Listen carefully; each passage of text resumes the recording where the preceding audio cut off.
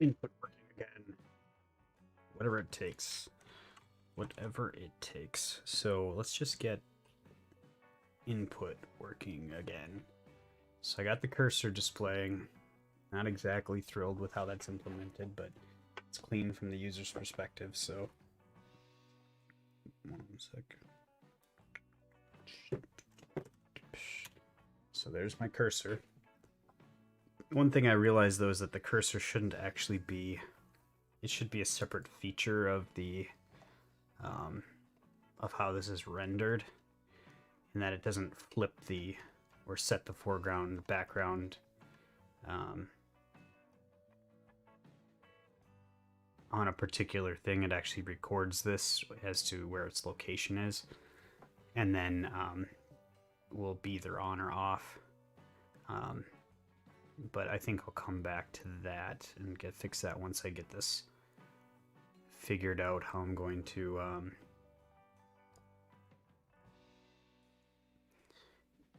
deal with it.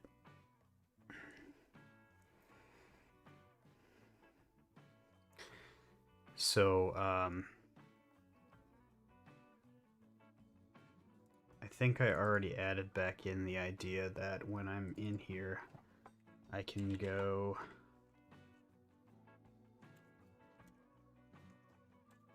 and tell it to begin text.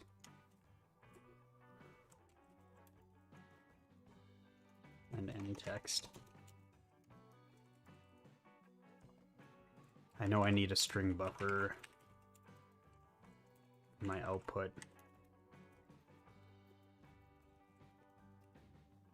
Or string builder, rather.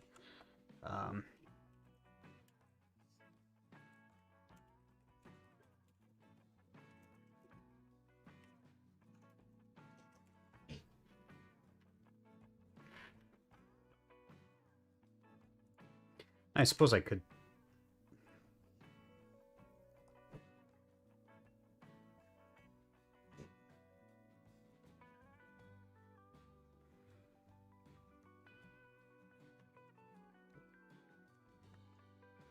thinking about this now in terms of maybe string builder isn't the correct way to do this. Maybe if I actually allocate a maximum amount of characters that can be input at a time, and then I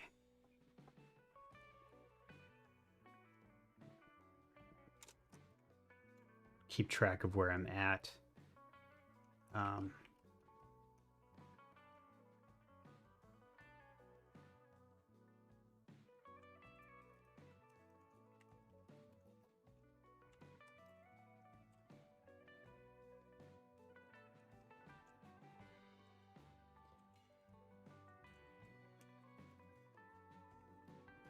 Let's just say I keep track of the index of where I'm at. So this is cursor management here. This is my sleep down here. So this would be a...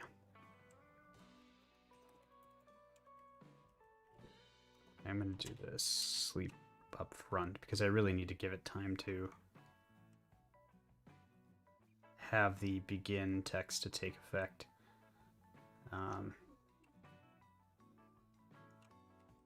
I think. So then I get text.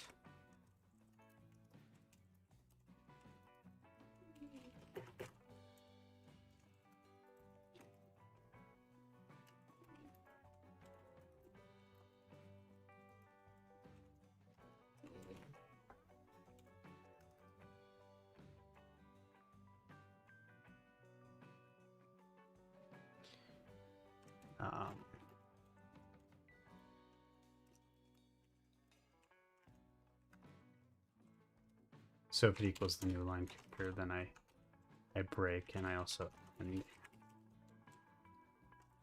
So let's move this up here.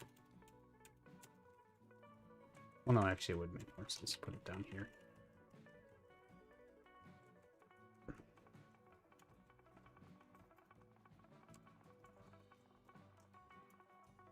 Okay, we're going to ignore the backspace for now.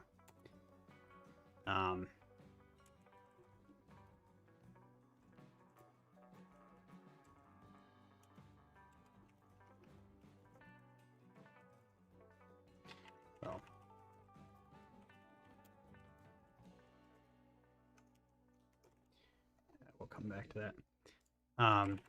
So if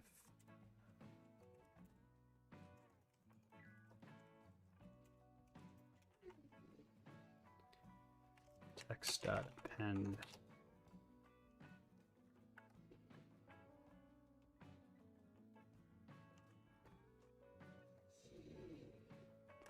ch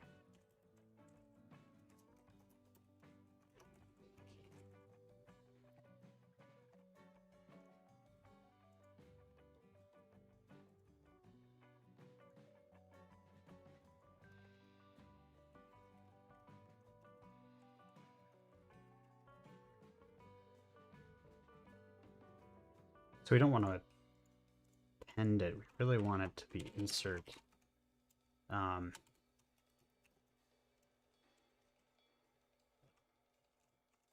Sorry, not text, to be value.insert at the index, which is the cursor index. Then we increase the cursor index up.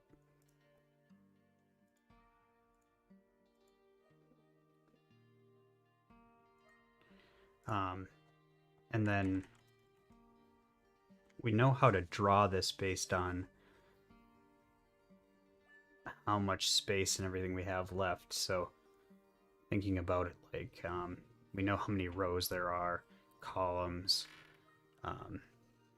So what we would want to do is we could just literally use the output command to output in each of those locations. So if we do for each character in our value, we're going to change this from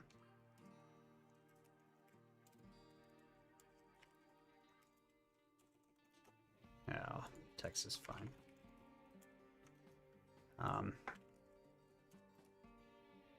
I wish I could iterate over this string builder without converting it to a string.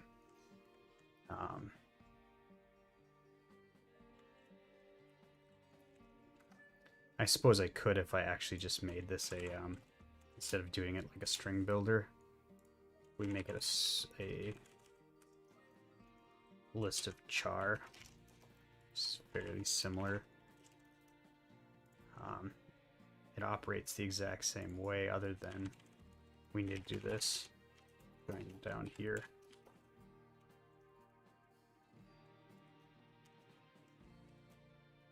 Or rather, I could just do new string. And I should be able to give it a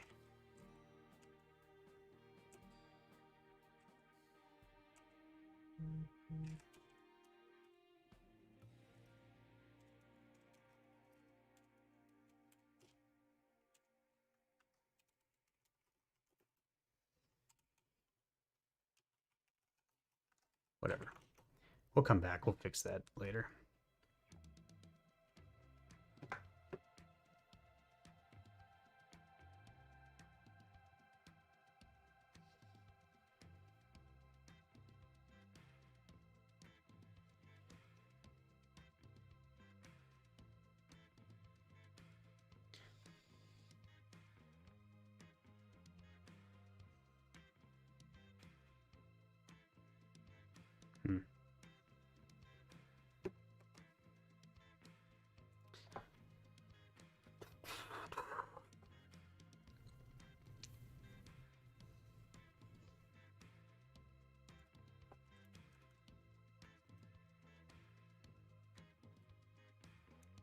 Sorry, I got caught up looking at something. Alright, yeah, so that adds on to the end there. I should have the ability to draw here. I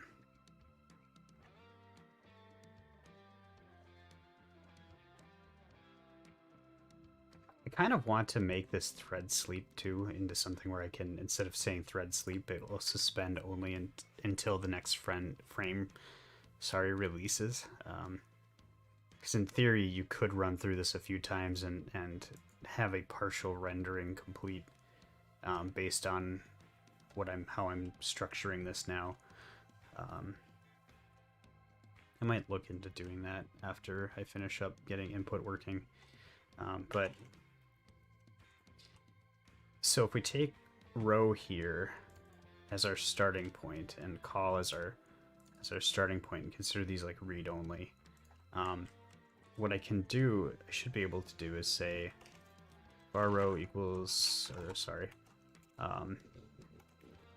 for each var c in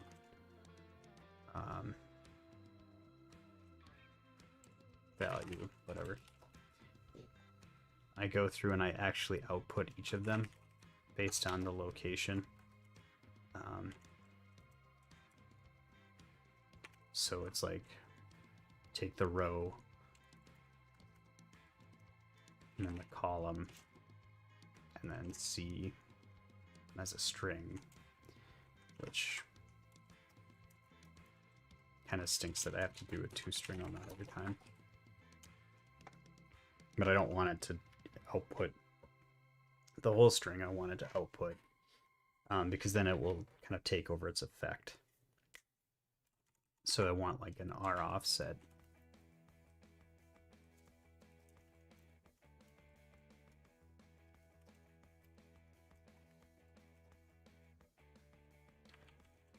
Cough.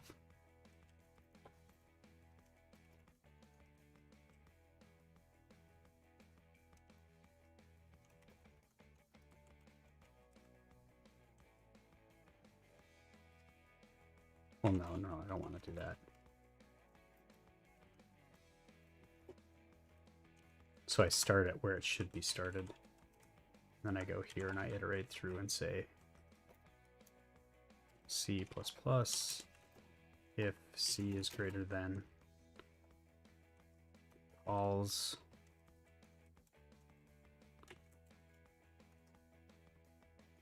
why is that? Oh.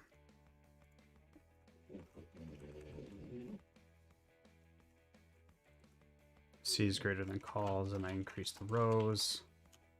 Set C back to 0. If R is greater than or equal to rows, then I would go and say scroll, right?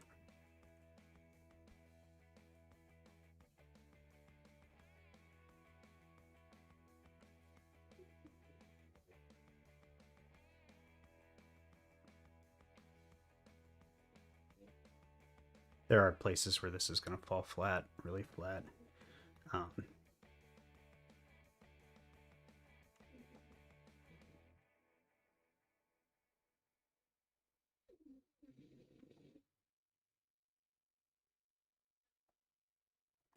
But we'll try it.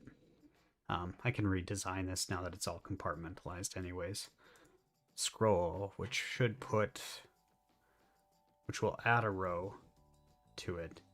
So the row that I was on is going to be moved up 1, the original starting row. So row would be subtract off of that. But I'm never going to change my column positioning, so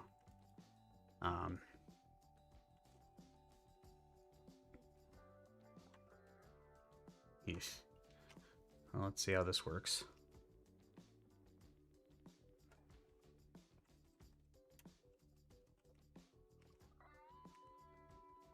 So the cursor needs to be moved, but ooh, that's weird. Well, it worked.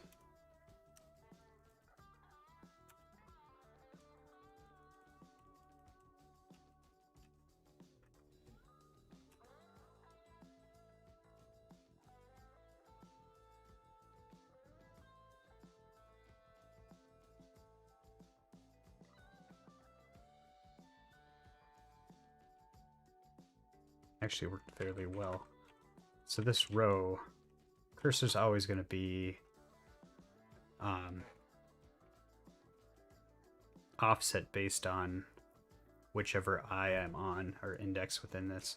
So it will actually be at whatever position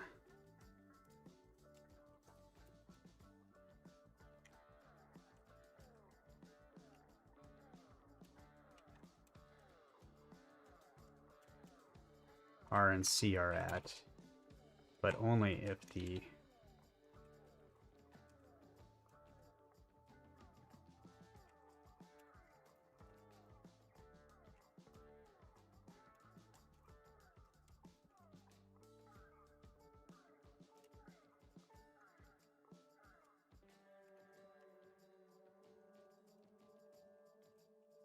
switch that up.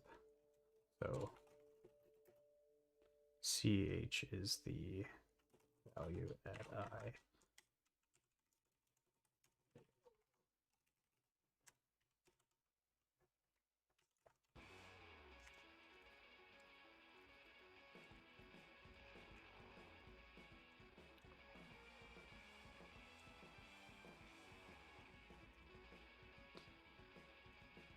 If I is equal to the buffer index, or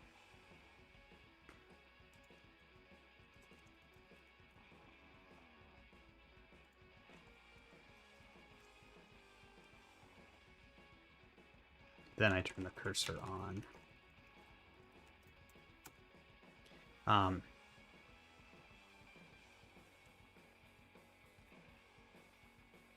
Which doesn't really make sense now that I think about it.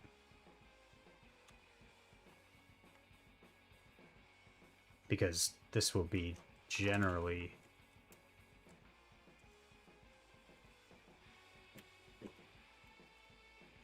as I put in characters incremented.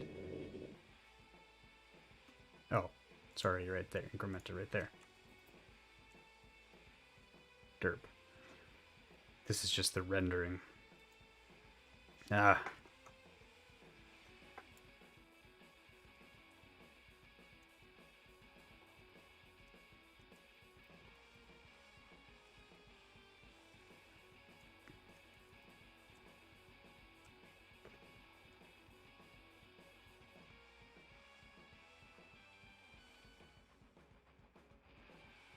So basically I need to calculate based on the index of the cursor, the offset from the original row and column location. So it's like,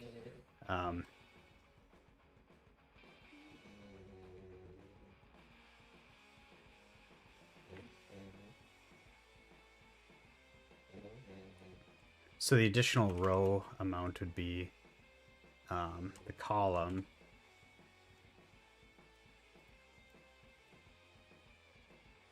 The cursor row would be the original row plus the cursor's index, or the buffer index, divided by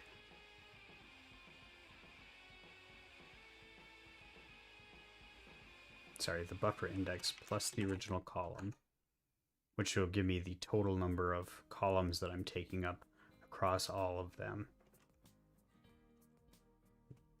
And then I have to divide that by the number of rows, the number of columns in a row, which should, through integer division, give me how many rows I'm offset. Right? Then my column is equal to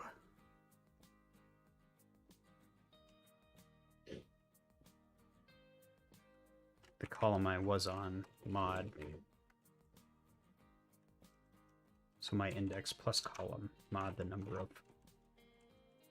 columns that there are, I think. CC, so cursor, CR, CC, on.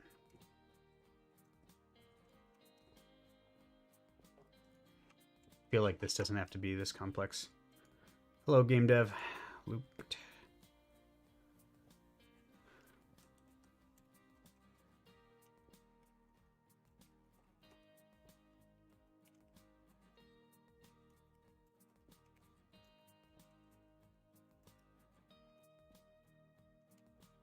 doing when you get the backspace working.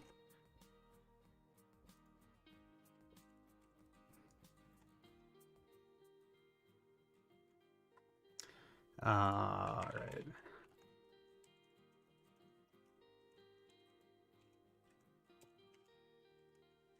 Else if ch equals the backspace character, then what I need to do is buffer dot remove at the buffer index -1.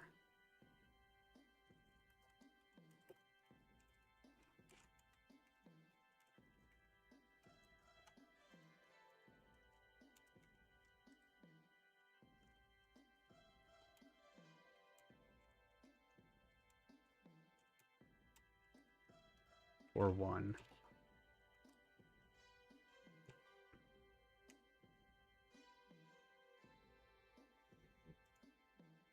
Oh man, is there not a remove at?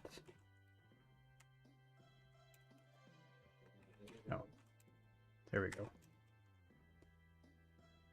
Buffer index, subtract 1 to bring us back to where we should be.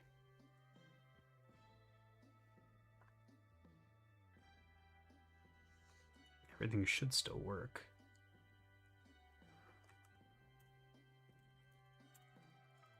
Other than the drawing, which I'm going to fix. And it actually needs to wipe out that, which kind of makes sense that I would actually have this be a fixed buffer. Then I could presumably draw up to like the amount I've allocated, the max count I've allocated for, even after I remove.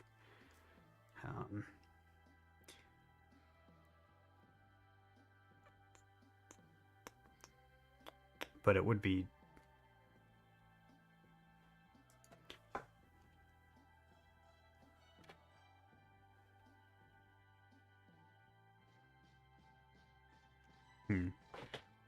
thinking of how I would do that, so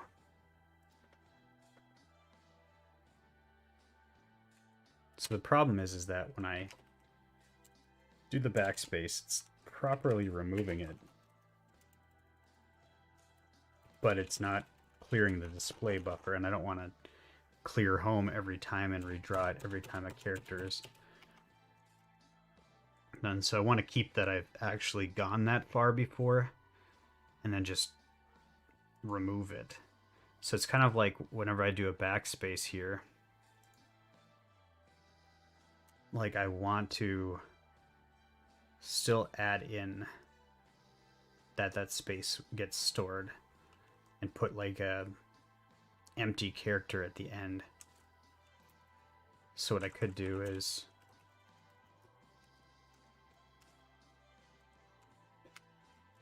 just plop a new line at their null terminator at the end.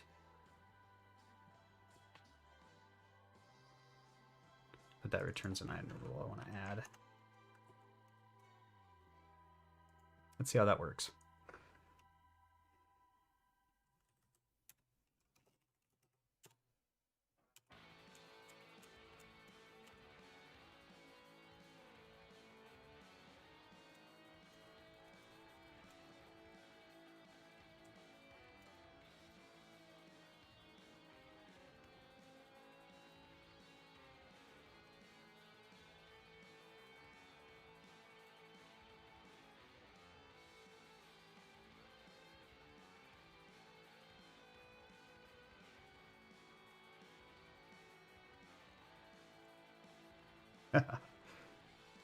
Yeah, for sure.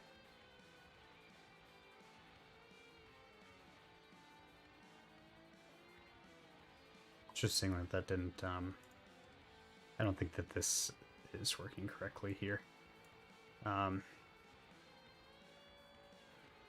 gonna have to rethink all of this probably.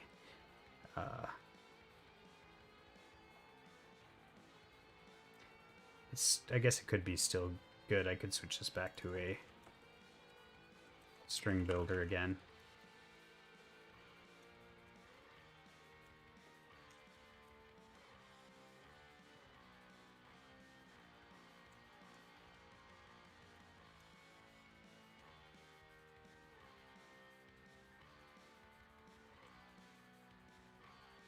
And I just do take this as...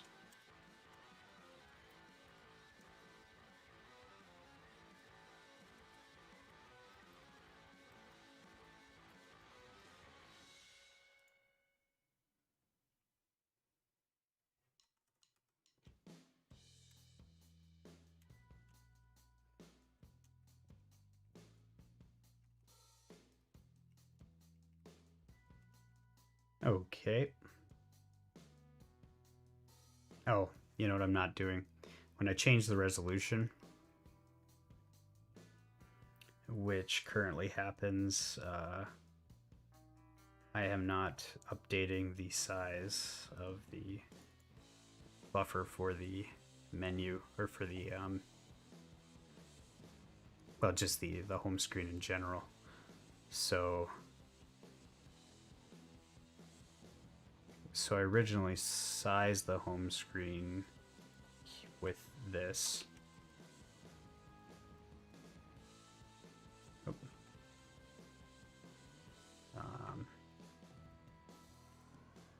Which needs to happen whenever I do set display resolution as well. I need to do home.resize.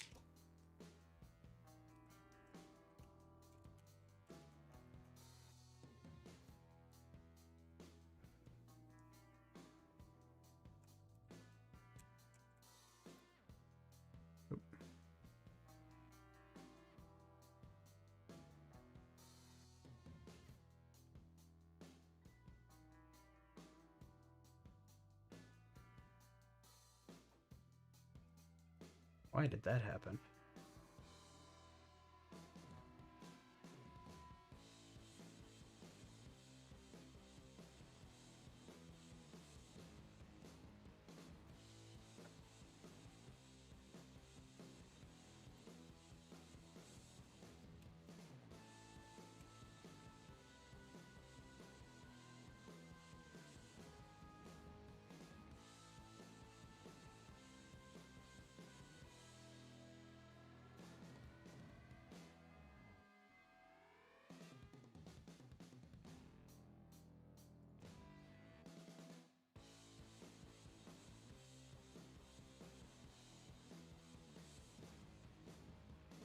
So after I resize the display here, which happens as part of my root program, right? I get the resolutions, I do the thing, I set the resolution here based on the selection. That completes, comes back around, and it relaunches, or runs clear home, which doesn't do an output. Then it does this, it runs menu. Menu does an output though.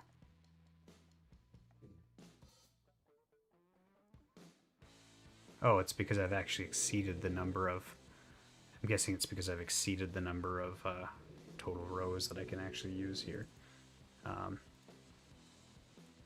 Although output should,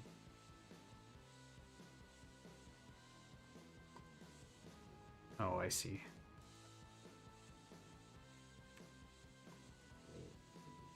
I made it so that output doesn't actually I'm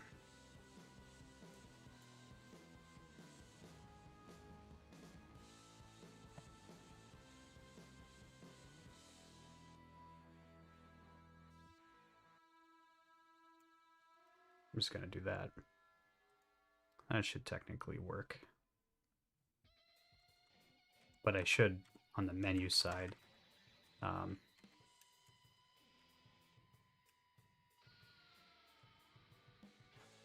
no.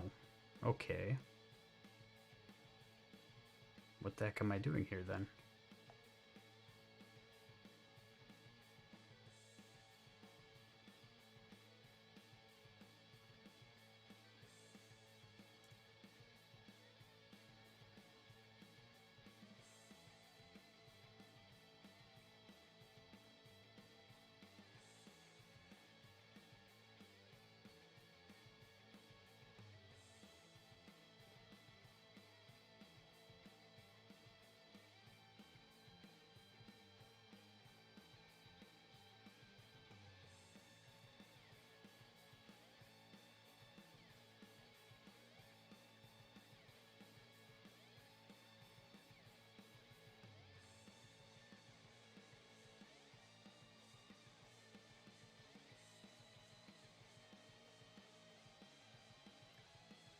I think they need to solve my problem a little bit quicker than I did before, or a little bit differently than I did before. Or the one that I was going to do here where I sleep. Or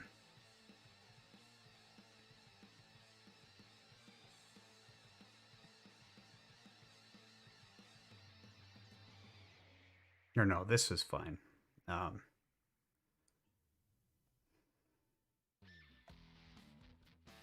So this completes. It gets selected and it returns out of this. Then what happens is the root program's running. The resolution is changed here.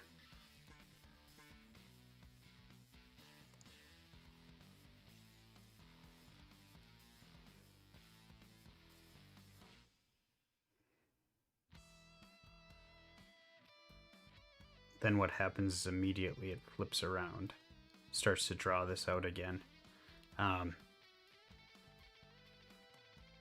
But when this menu runs,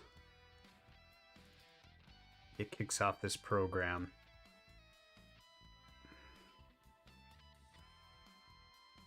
Actually, it still doesn't make sense. It's got to be in this clear home is getting run. But clear home should only run after it's actually resized. So let me set a breakpoint here and figure out actually what's happening. So this runs.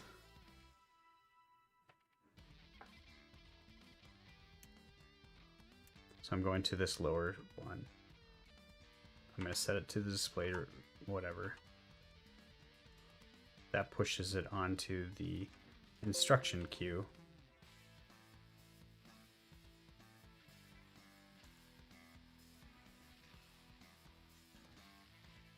So this immediately keeps going, but my other thread's actually running. Oh, so I'm still having... No, but I don't actually execute control clear home here.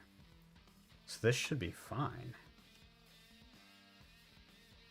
But it's during this menu draw at the root level, because it's trying to bring me back to the original menu, which is still out of range. Okay, so there is a problem with the menu, main menu. So let's see if I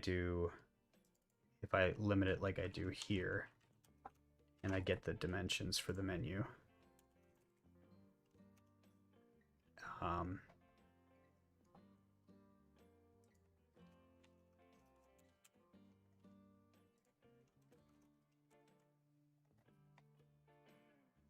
I then go through and tabs are fine.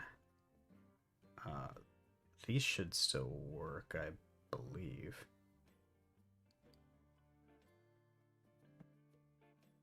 So is it on the...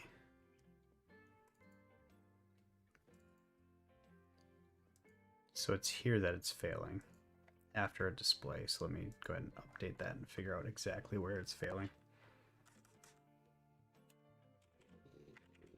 Ooh. That flash is happening. I change options. That was not supposed to happen with this way.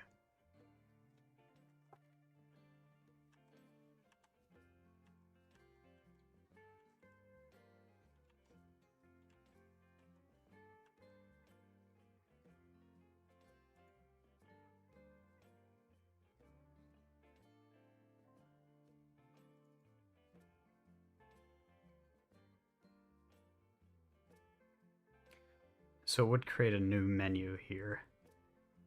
Option, clear roam dim.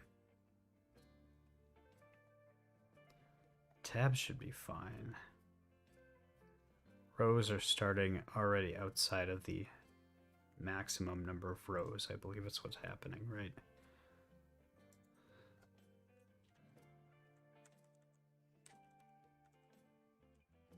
Oof. I do not like that.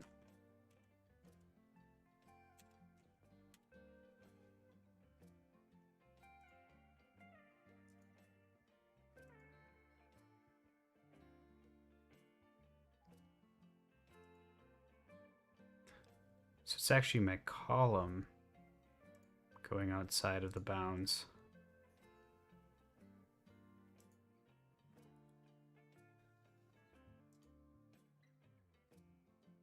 Oh, it's because of where I draw the last... Okay.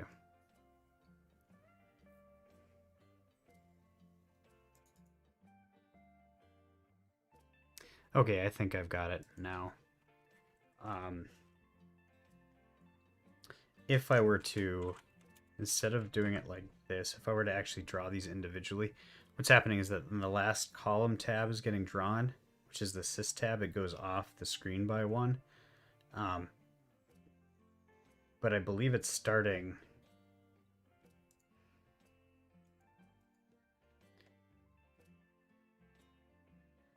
So this is starting right here. It goes outside of the screen, or it might be the space at the very end that's actually causing the problem.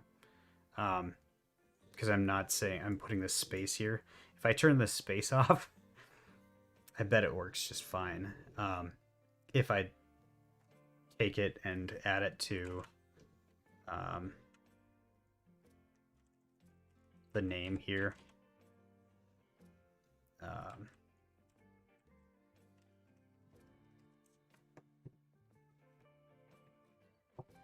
Okay, so that would explain why that's happening.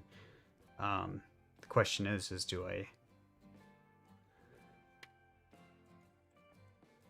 how do I fix it? I suppose I could say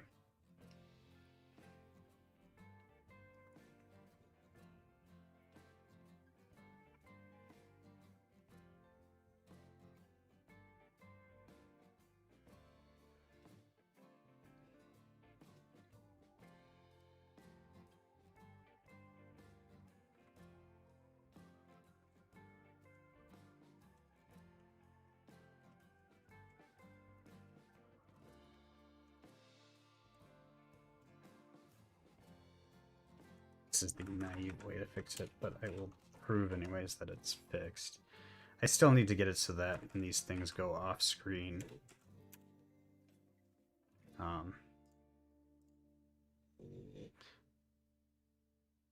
okay, well now the rows are going out of bounds because of the number of rows I actually have available to me.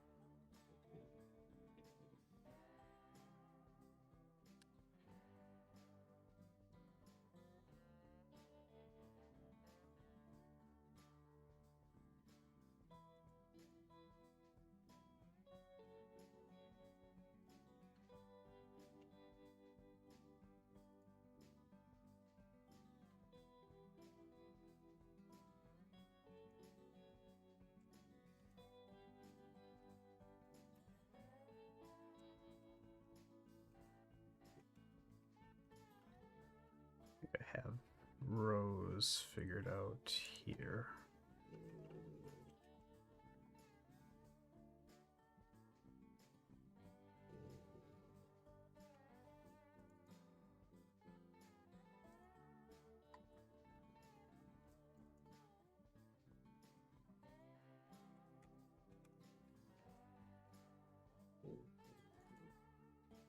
I should really go back and look at how I implemented this on the FC85. Rows are greater than rows. That way we don't have a problem with this at this point. At least in terms of rendering it. It's obviously going off screen. But what I'm more interested in right now is figuring out why, when I swap around here, the clear home, what should happen,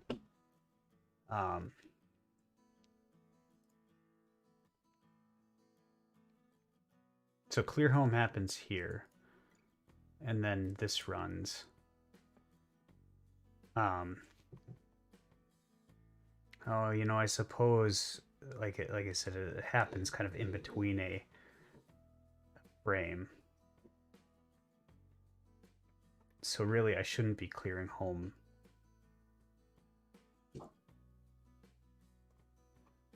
I really shouldn't be using a clear and then a set. What I should do is actually write out like everything I need to do to a string. And then just highlight the bits that I need and have a highlighter.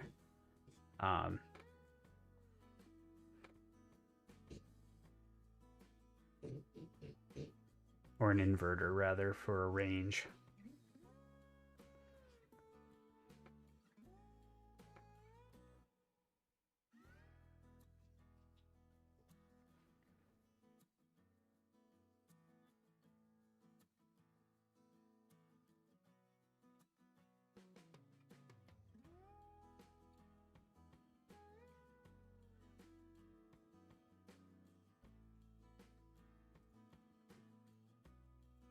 So without this clear home,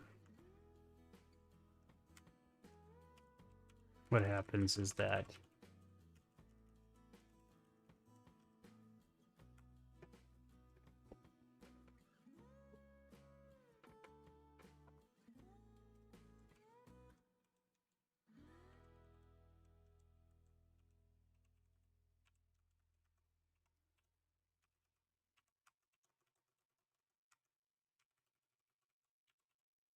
I mean, your options update, but nothing gets cleared out. But if I clear on every action, then it kind of is messed up. But if I only clear when I make an actual move, it should be fine. And when I say I make an actual move, it means that the rendering is going to be changed down here.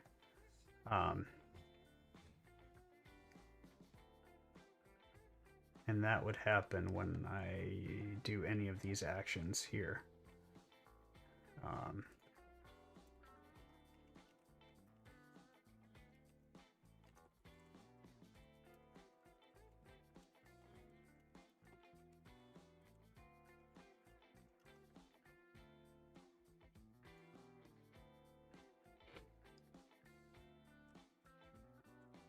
So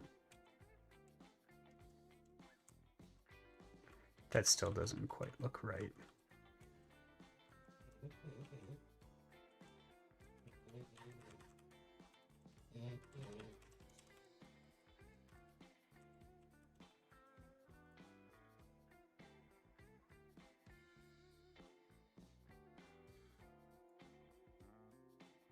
And again, it's because when clear draw runs, it's probably happening in between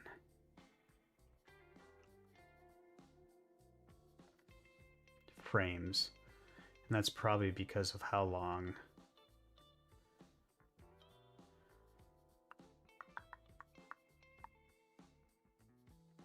this drawing is taking. So this flips around. It fetches this again, which it shouldn't need to do. It should only need to do this once. So you can't change it while it's on the menu. Or I mean, you technically can, but...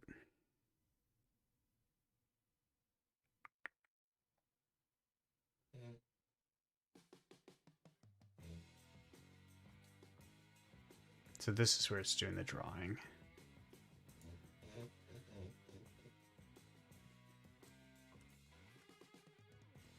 Okay, so what it was is that the get, this get right here, get dim, home dim, takes a frame essentially to do.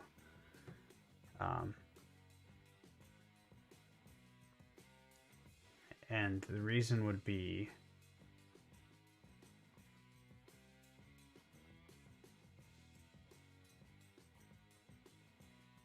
oh yeah, is that it blocks waiting for the response. So get dim is run, which gets pushed into the computer as an instruction, and then this runs, you know, return immediate.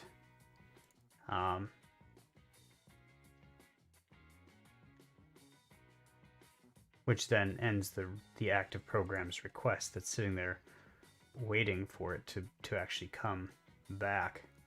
And it's just all that it's doing is the thread sitting there waiting to get, you know, reactivated. Well, in the meantime, it's pushed on its, or no, so it should be waiting there, but it happens in a frame. So the wait that's happening inside of program here is about a frame long, I'm guessing. Yeah, so that's this right here. So if I just make this not a frame, if I wait for literally a millisecond, then I shouldn't have this problem at all, even if I do put that back in. Unless I do way too much in the interim of the menu. But this I should be able to run now. Right in here.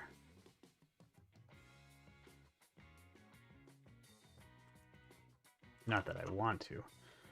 And then I should be able to clear home every time without even it blinking.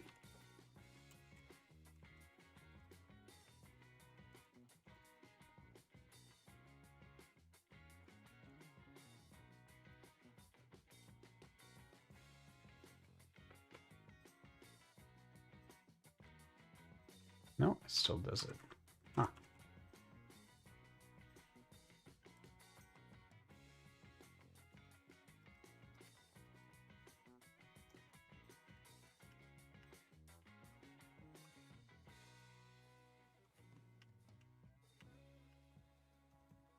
Well, anyways, I guess that's kind of weird, but the idiosyncrasy I'll have to deal with, I suppose.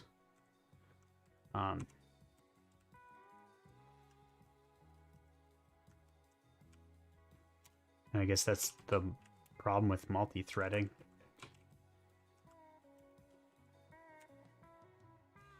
Anyways, I was gonna do this so that I could go in here.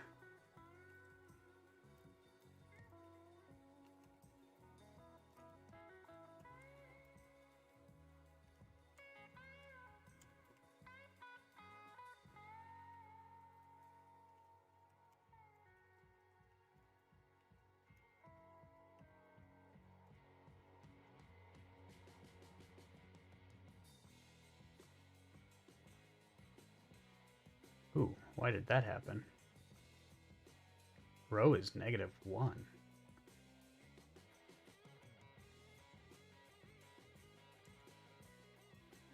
Oh, I see.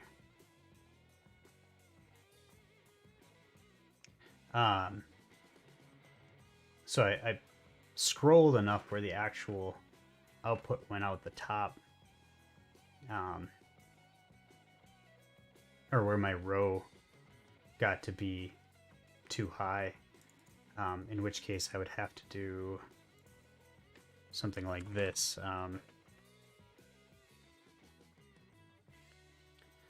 To get this to work correctly, I would have to specify that the row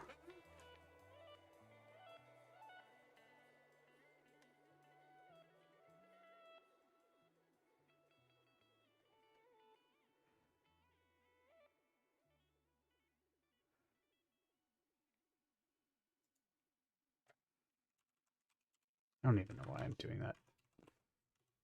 Frame length. And I should just centralize how this sleep works.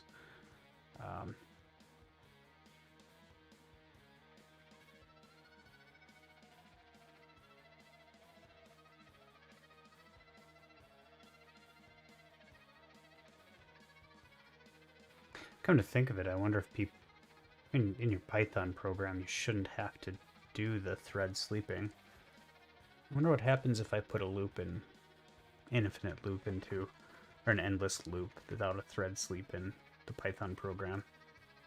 What happens? Does it actually chew up the thread or not? Do I need to somehow like stop it from running? Or will it hang?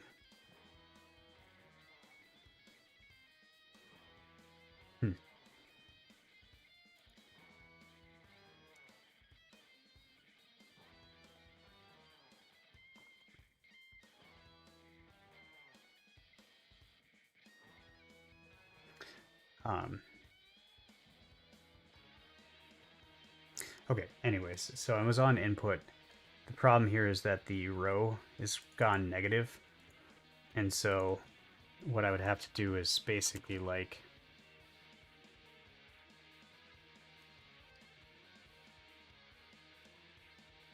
while r is less than 0 or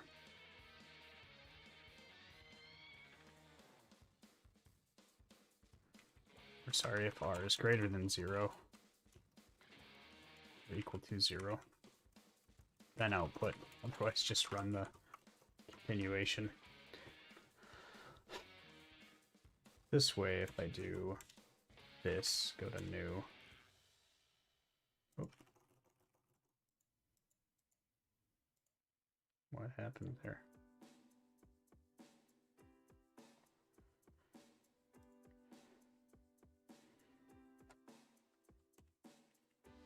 Ooh. This is frozen.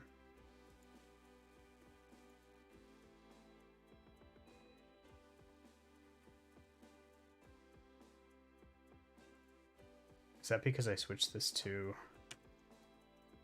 sleep millisecond? Nope. I've clearly got an infinite loop somewhere in this now, or let's just switch this back.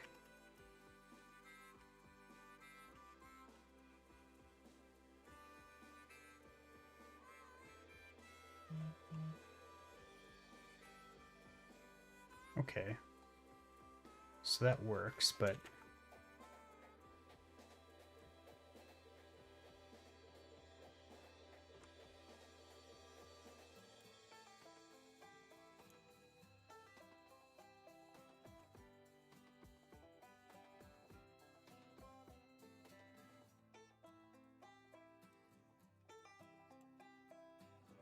did I put a while there instead of if? I must have. That was a dumb move. Yeah, I gotta fix that too. Actually, I should test how that works anyways, but that's not what I'm trying to do.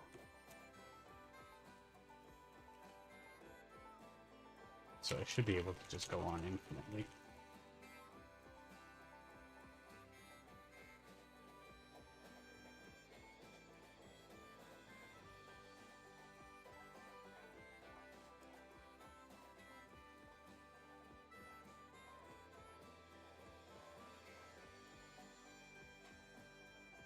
Okay, so now it's going greater than it, which it shouldn't have done.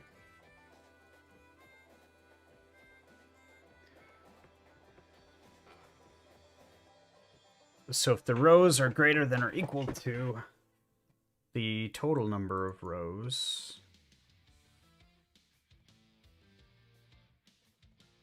then I scroll and I subtract.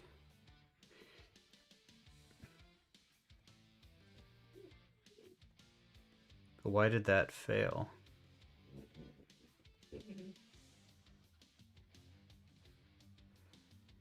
Oh, because my R needs to get reset as well.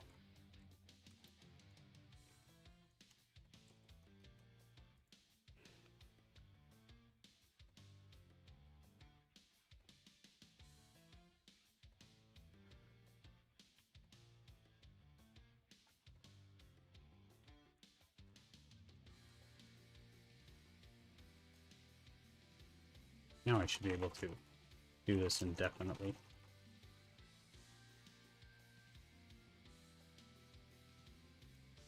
And that will still fail.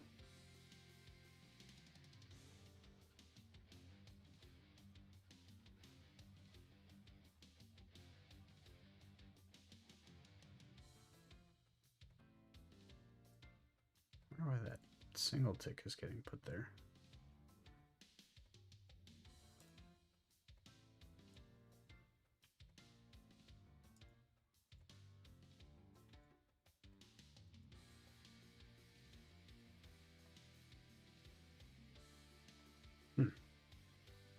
Let's just try it with a simple name now.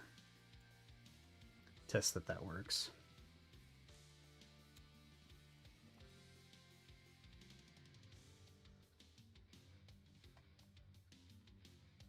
So when I run create program,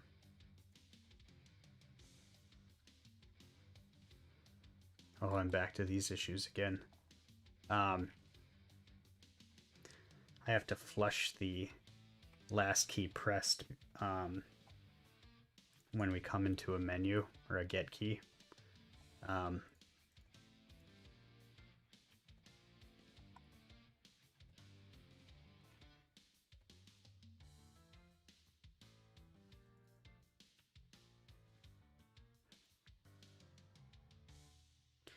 This is kind of like whenever I run a new program, I really need to clear out the get key.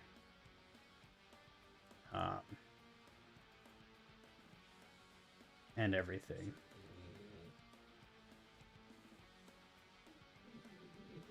Well, the get key anyways.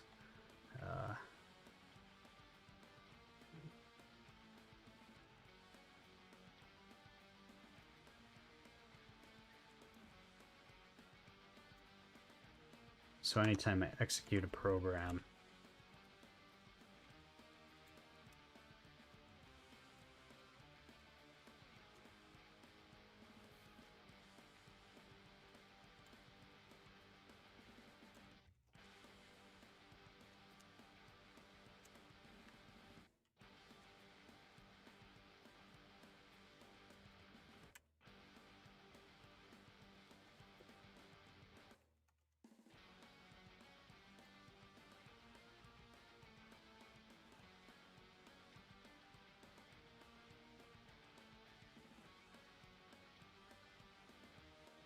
and then I need to set this text input to null.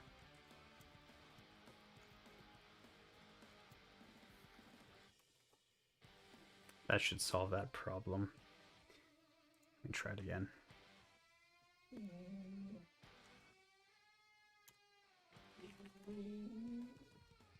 Yeah.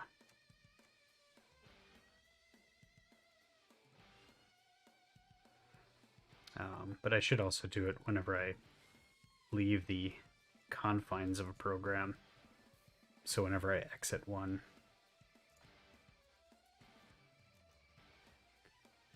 because I pop the stack here and then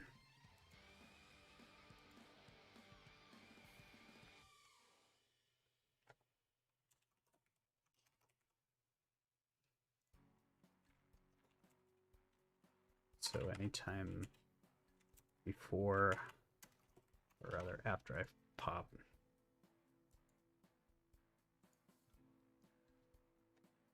just to make sure that, you know, the state's reset as it goes in and out back to programs, which isn't probably the exact way we would think of it working, but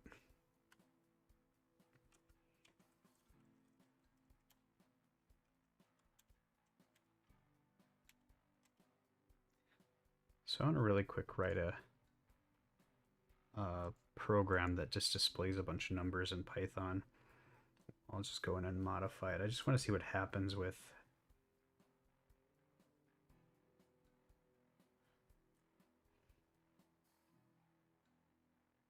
sorry. And then I'm going to fix the cursor. So let's just do this one, where we'll go with code.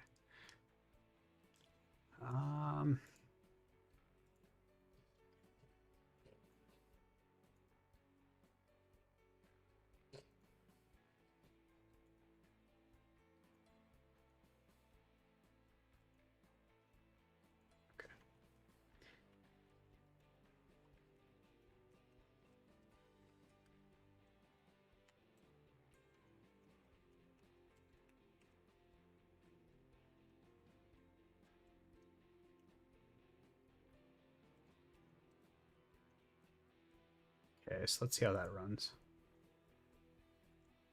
If I did that right.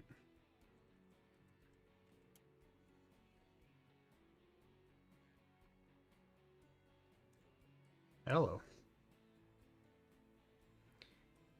You know what's the other thing that's kind of weird about this is that each of these instructions that gets issued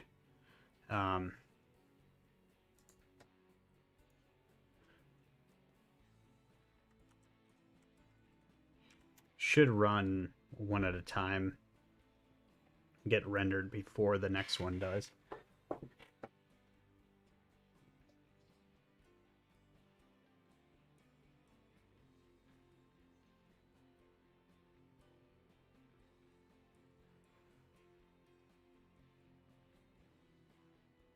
Oh, dumb. So, yeah, I haven't tested this feature yet.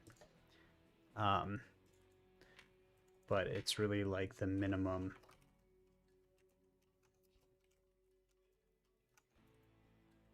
for calls.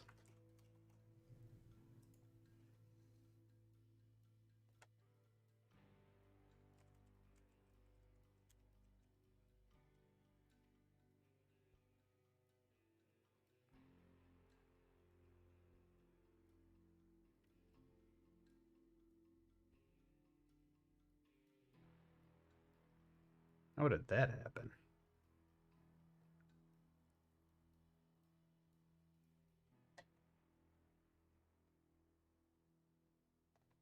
Oh, I actually need to set it to the last. Before I start this, I need to set the cursor dot column to the last column.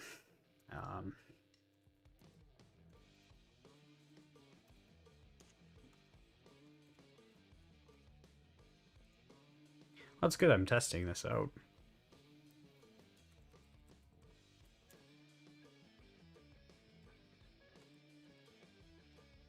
So you can see what happens here as I run this. And then it actually executes them all.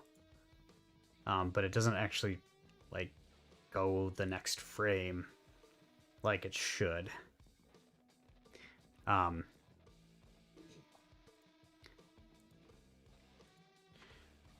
Wonder how many like instructions.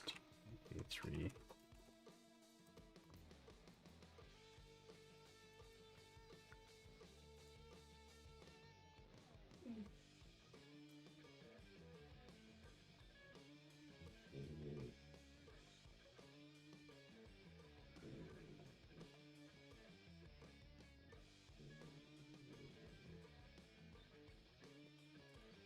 Now, I don't think people use Clear Home and TI-83 calculators much, but I think that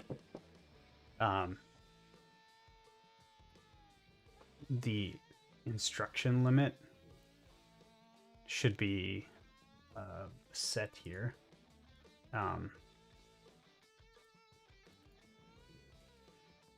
So like instructions per frame or something like that.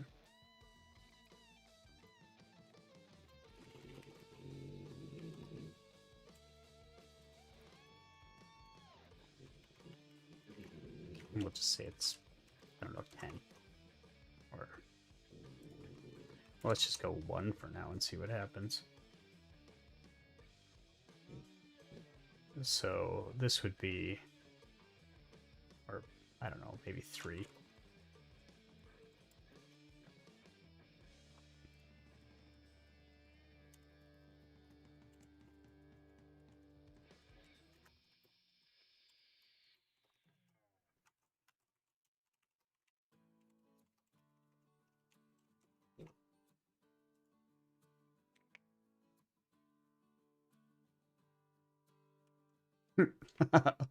Wow. Hello.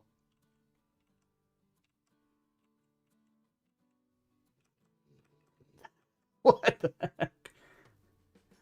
Oh man. Hello. Why? Oh, you know what's happening?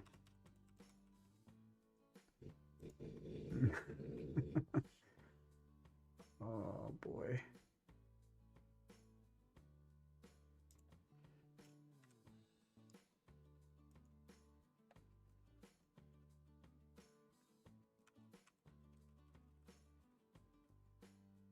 That's odd.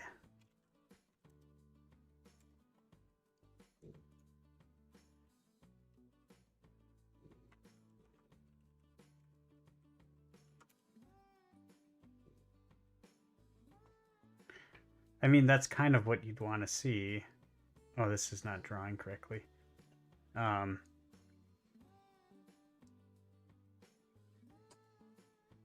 Because it should actually draw all the way on the far side of the window here. I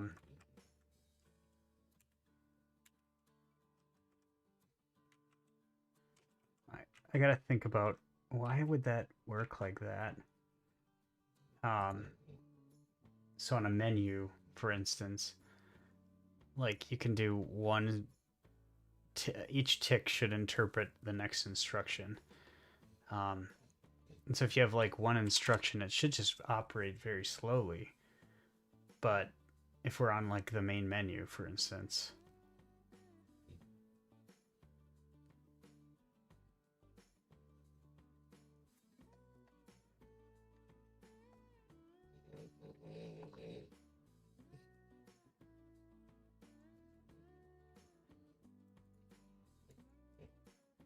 it should clear home. Then it should get the dimensions, which should take a frame.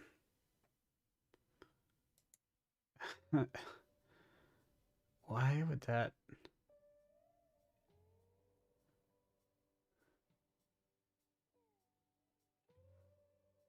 Okay.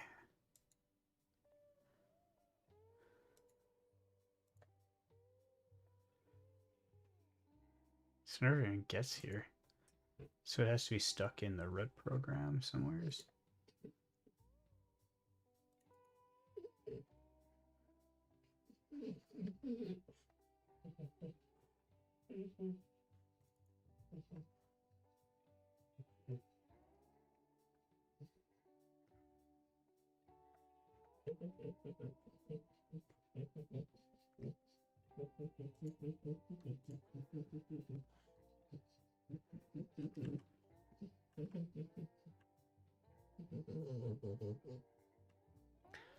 So never really like gets beyond this point.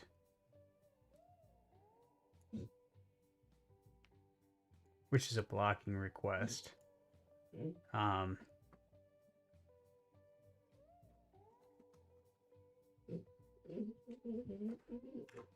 So menu runs, begins a request that sits there and waits, and queues the instruction, and it's waiting, and it sits there and sleeps and waits for the response. Then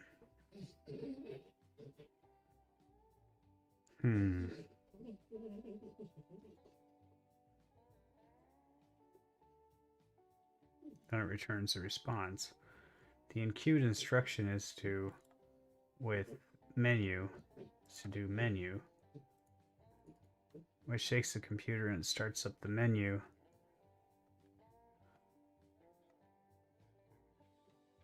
Program. Execute program, flushes the buffer, pushes the program on, and executes that program.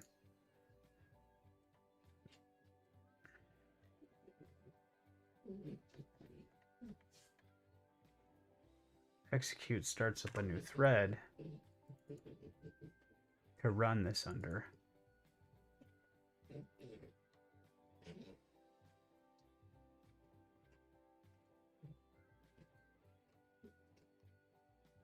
And this is where it should return back control right here to here, and then start on the next thing that's in the instruction queue, but it's getting stuck. Now if I run two instructions, and it's not slow either, it's like just not.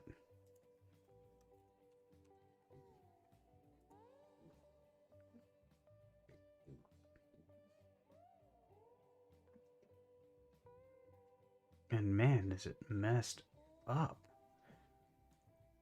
So it's like, it's not doing the first output. It's doing the second one. It's like it's skipping. It's like doing every other instruction. Why would it?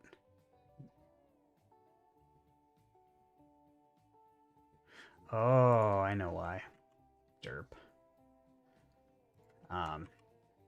It's just because of the way that I did this try here.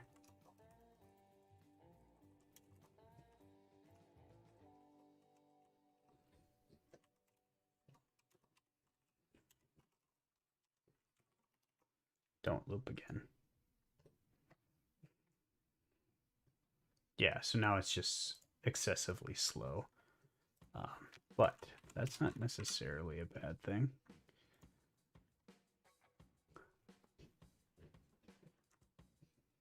It kind of has a really slow effect to it.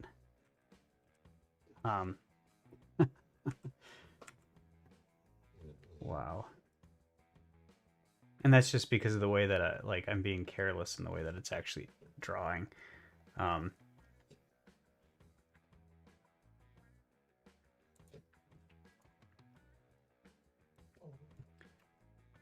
TI basic commands per second.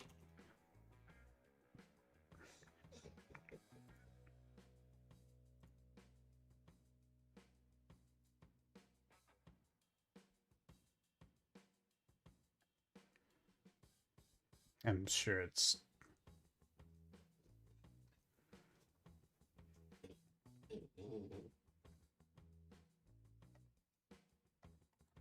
I should say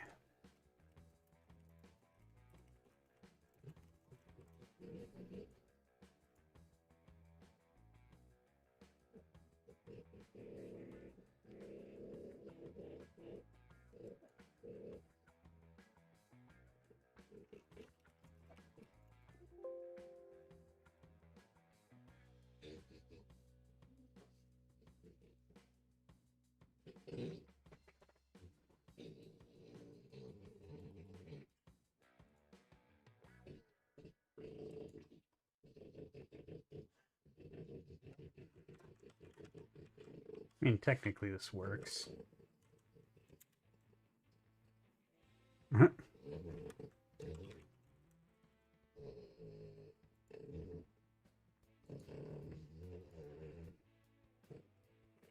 Yeah, 83.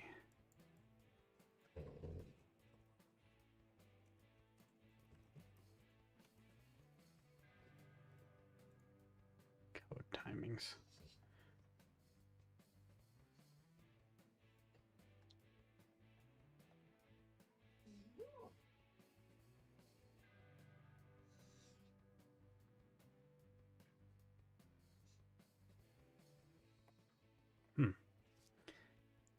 Page speed of certain TI-83.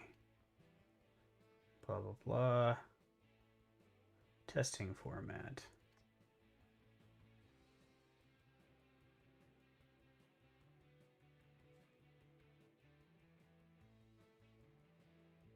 Bring your own tests. Blah, blah, blah. Program main code if statements. This is a various section. Blah, blah, blah.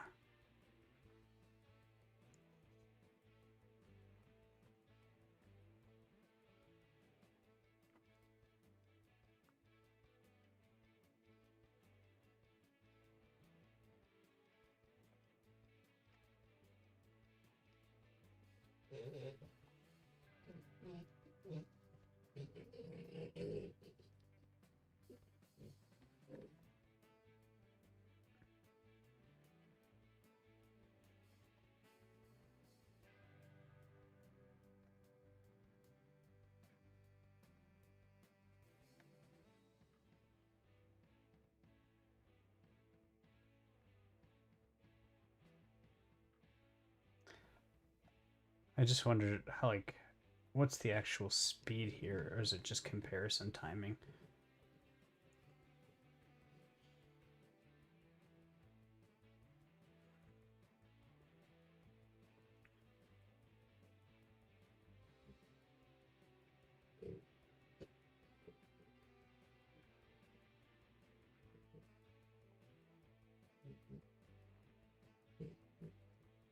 It's great with the conducting more trials plus blah blah blah.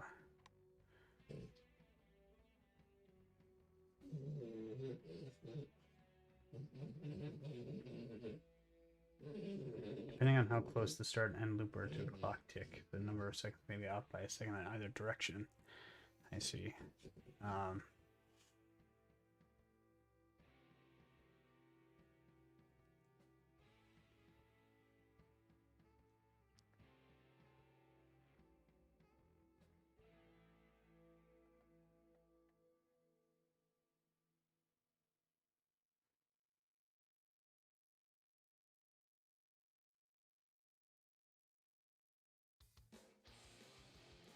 I don't know, so these times, let's just assume this is 84 instructions per second. I mean, they're all over the place in terms of what they can do.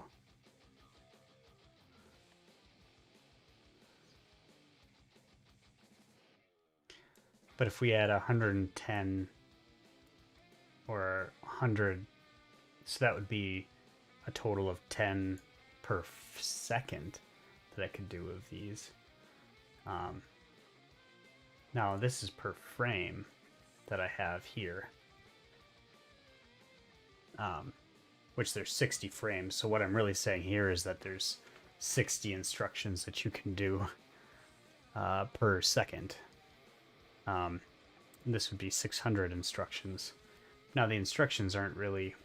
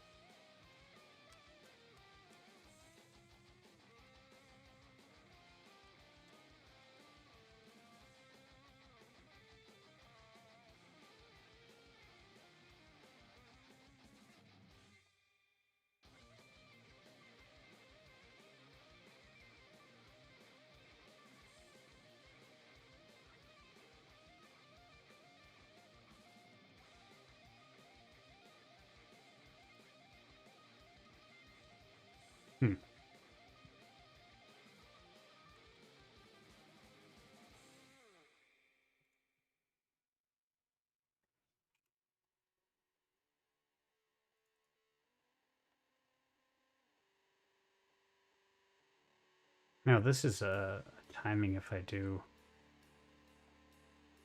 well anyways.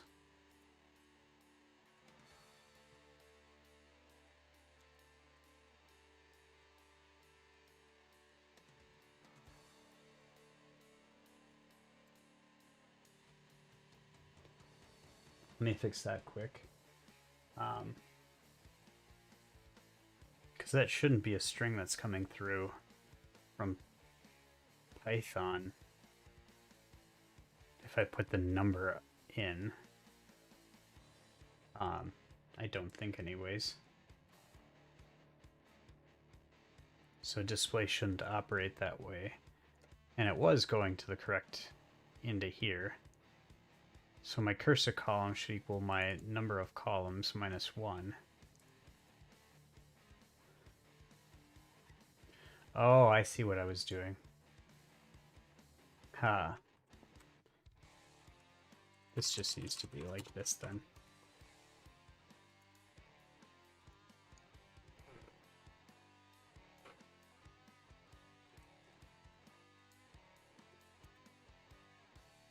There we go.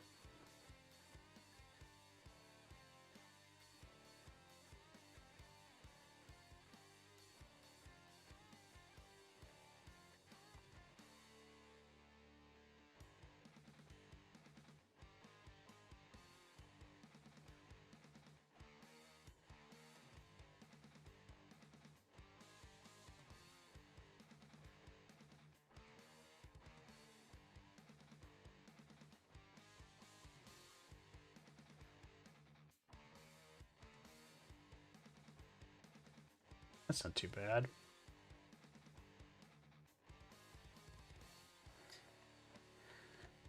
I do want to figure out how I can make this menu not be ugly like this. where it flashes between frames. So what's happening is I'm arrowing over, it clears it. I thought by putting it in here, but the problem is that the instruction is probably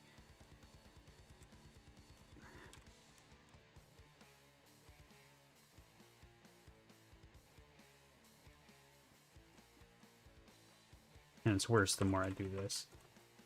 Because this is split up into a bunch of instructions that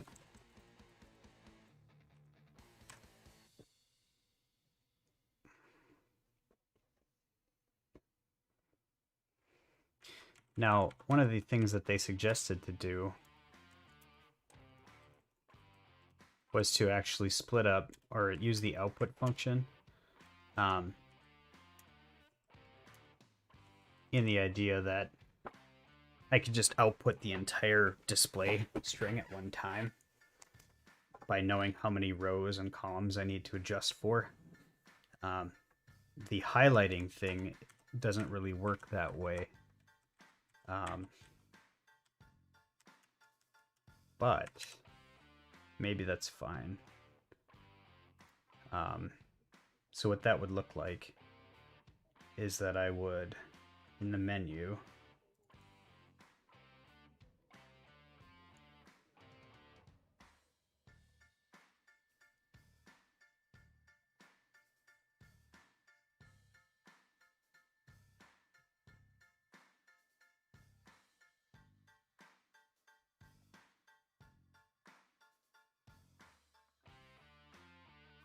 generate the menu here in string form between these two things.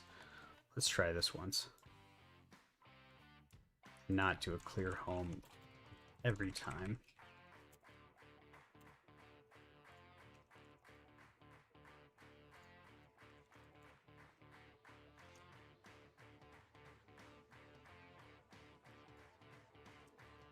That 17-second sleep thing was a dumb idea, I think.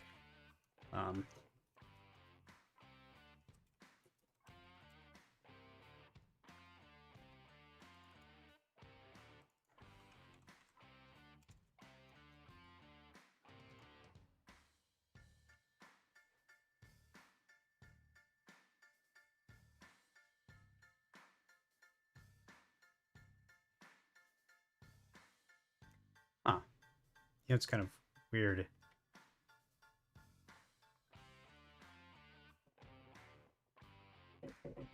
Well, no, GetKey is going to actually sleep too, waiting for a response. It's not going to continually wait. Okay, never mind.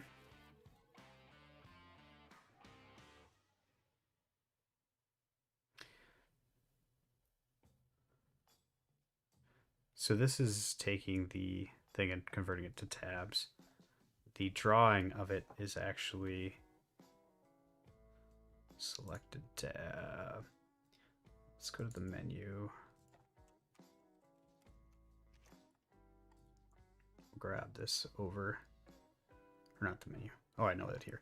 Sorry. So this is the draw.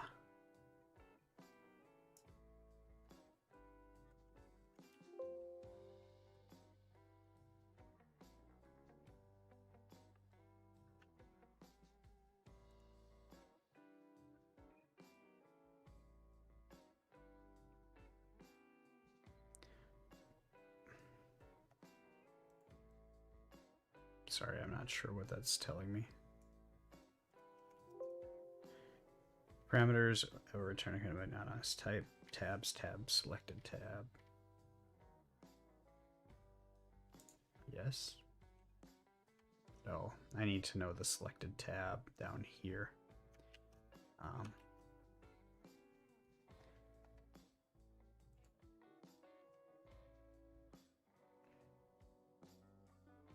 Which I could just move this up.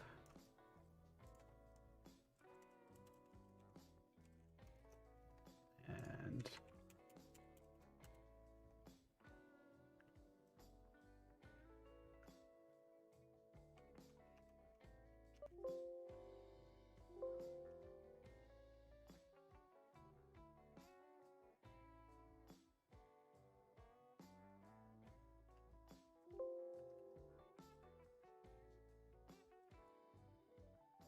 Why would that be a return type out of this?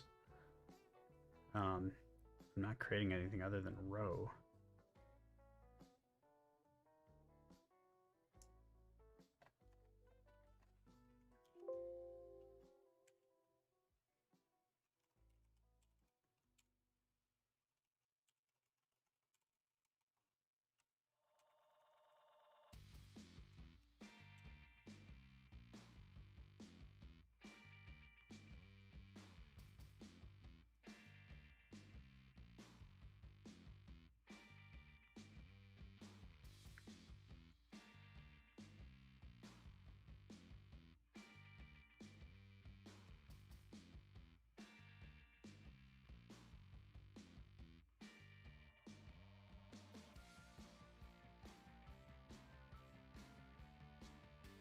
This shouldn't technically have to sleep here.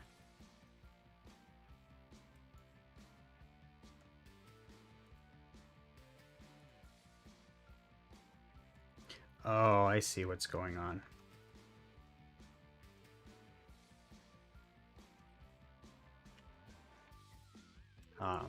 This right here is being created as an anonymous type right here, which I could just change to a tuple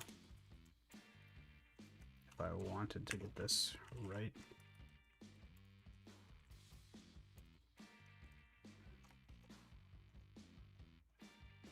Now it's no longer an anonymous type. Now it won't yell at me when I extract that.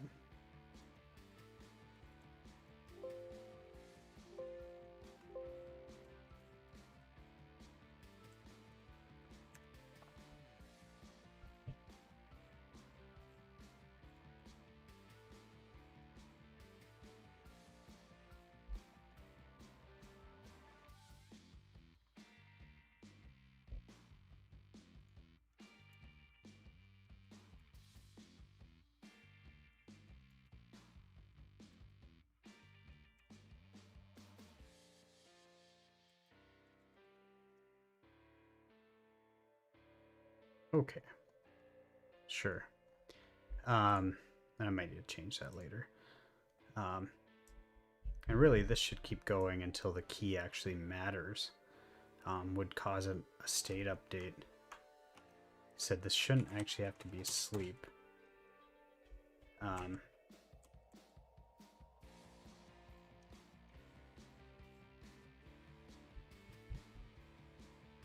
So while key is whatever it waits, then it goes into here. The thing is it should just loop back around unless... I think that's why I had the in a loop, broader loop before. It's to make it so that it...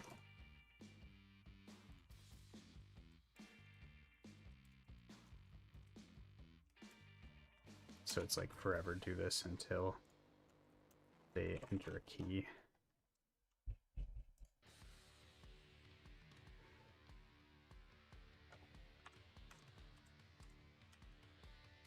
Oh, weird. Oh yeah, because I took clear home out of the equation.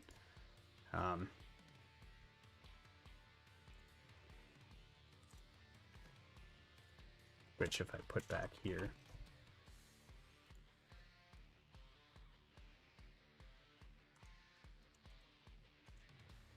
still get my little bit of buzz, but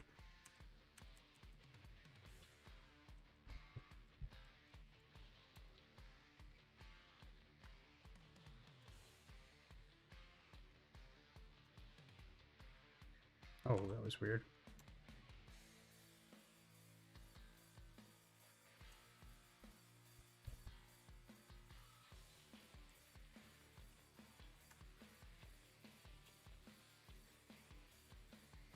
So when I press enter again,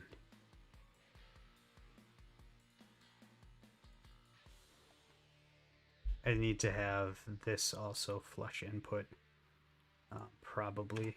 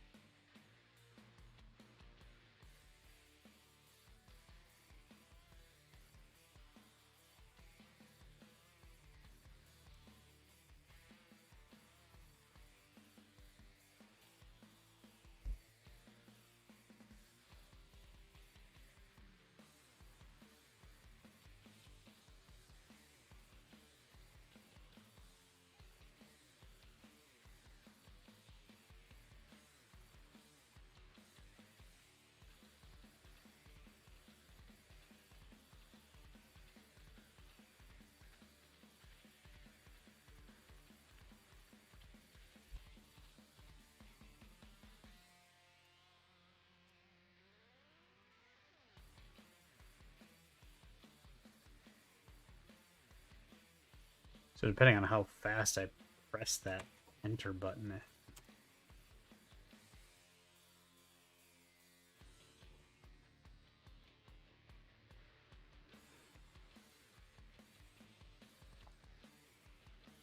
again, because it's competing between the actual one here, it's not using this key up, which means it's being recorded.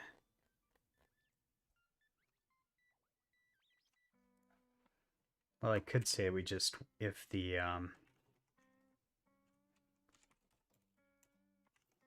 just like a mode. I suppose I could put this in a mode, just like I do with, instead of beginning and ending, whatever, I could have it switch modes so like I don't record key ups if I'm doing text input mode.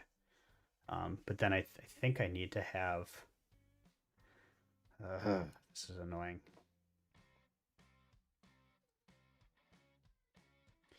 So what's happening is that I press enter in a menu, and then it's not just when I switch programs that this flushes or whatever.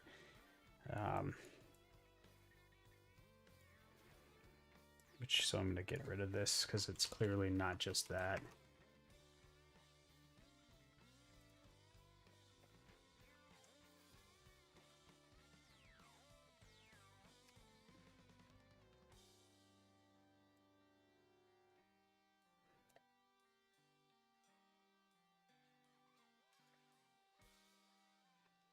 So I'll have to figure that out, because it's really like press enter there and it comes off immediately because the last thing I pressed was enter, but it was not, like, the get key shouldn't include.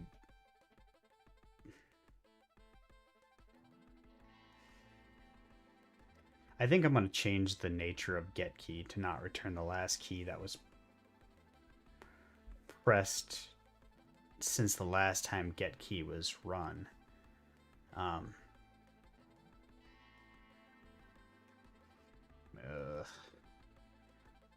This is ticking me off now. I'm gonna have to figure that out though.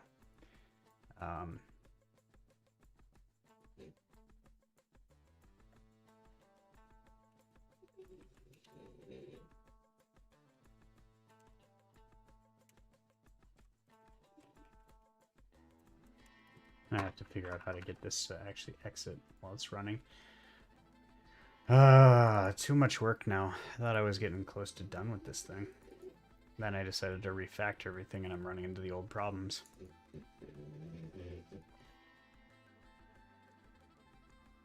I thought pushing it all through an instruction pipe would make sense. And it sort of does.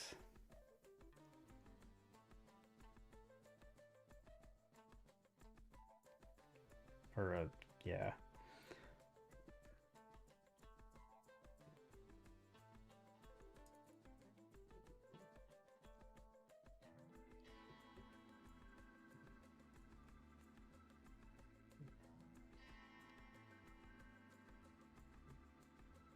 So the reason that, like, Pico 8 and those don't run into this issue is because they run explicit commands like update and input during the update and input cycle. So the IronPython program would have to have an update input, and it can't be written in this way where I can just freely write, you know, something like this.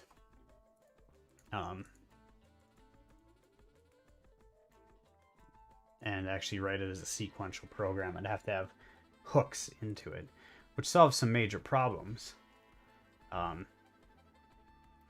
The other thing that I'm curious about is if I set an infinite loop program in Python where it never gives back control, can I still actually execute? Does the game loop still run? So I guess this would be like,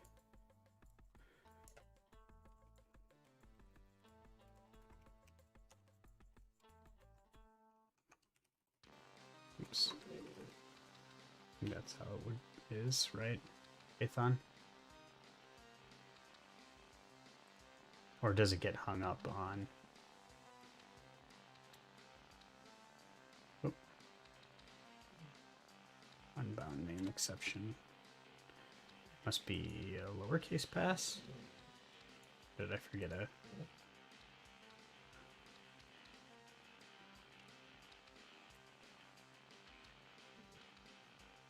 While true pass. Oh, it's lowercase pass. But I still have to allow for keyboard interrupt. Let's see. Why'd they make it an uppercase true but a lowercase pass? That's weird. That is weird. So yeah, it's running now, but the whole thing is... Well, I think it's on. I guess I can't really tell whether it is hung or not. Because I'm not trying to, like, render anything. But rendering it would take it out of that loop. What I need to do is put in an option for breaking or an interrupting.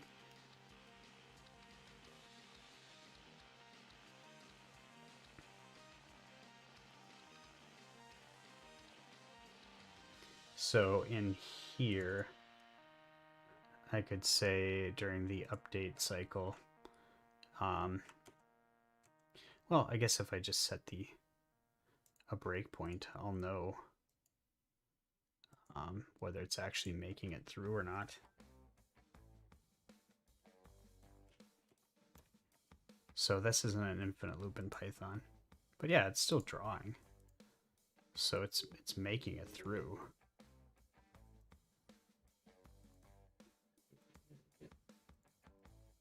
Yeah.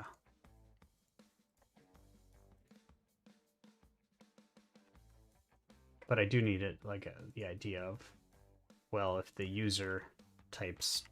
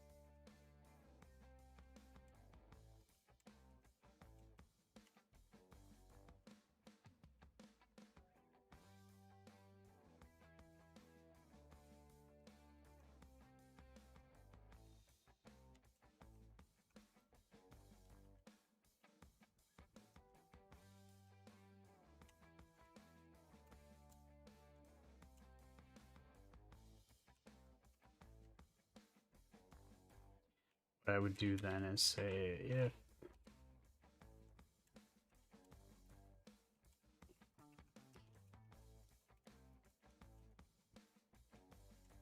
previous keyboard dot is key down, escape, and current keyboard is key up. Use dot escape.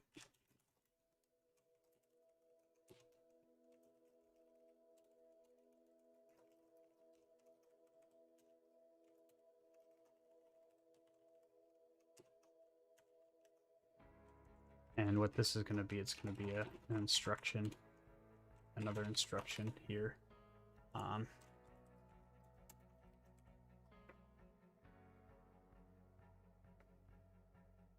That needs to kill the current running program automatically, like an exit.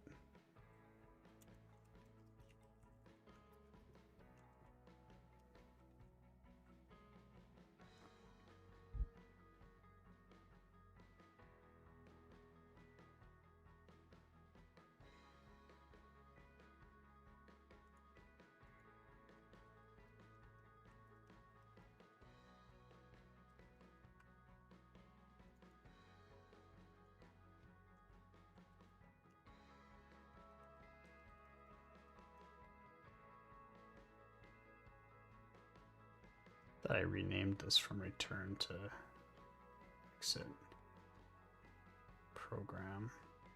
Oh, maybe I did, I just didn't.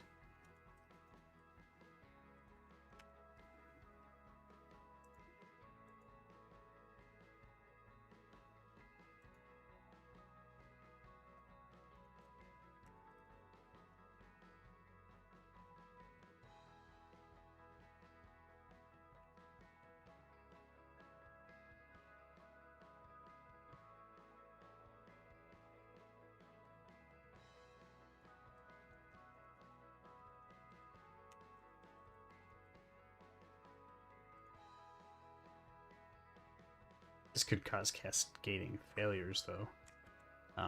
So if you're in this menu and you're looking to get a menu, yeah, you can't cast it to nothing.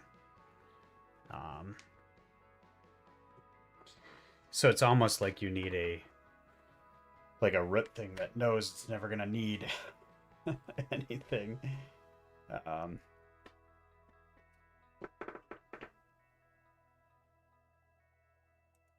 Because when you run a subprogram, you're expecting some sort of response, valid response. And it works for... Interesting. Yeah.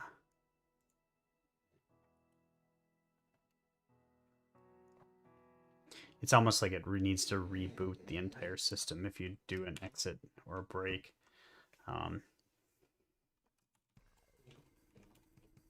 Which is why a lot of, TI-83s actually start at the command line, probably, which is part of the home screen. And it would probably make it simpler if I actually allowed you to start with the command line. But I didn't want it. I wanted that menu, that program menu feel. So what I could do with break is to actually just totally destroy out the program stack entirely, and just flush everything. So like do a hard reset.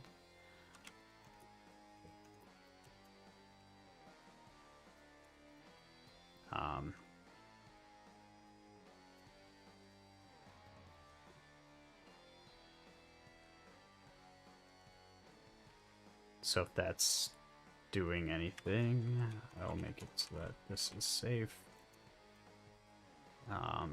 Clear it out. So we clear all of our buffers or reset. But I go like this: input buffer, reset.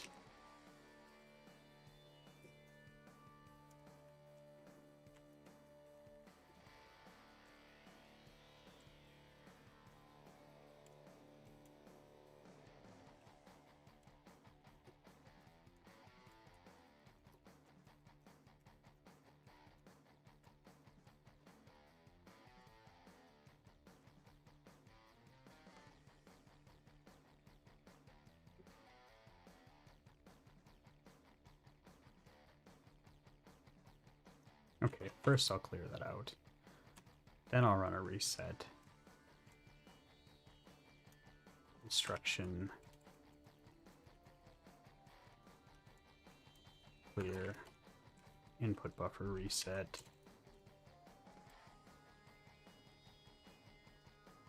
And then I don't think I really will need to rerun anything else. Clear.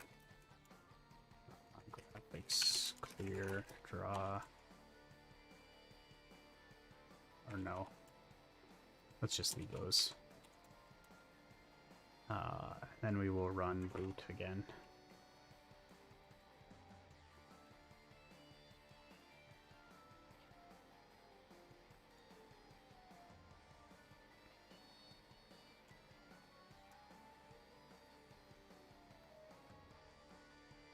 Okay.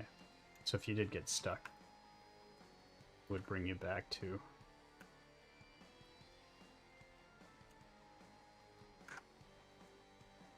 Oh. Hello.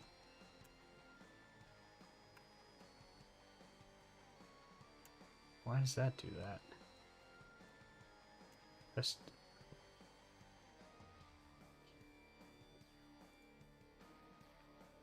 Why is there a single tick in that?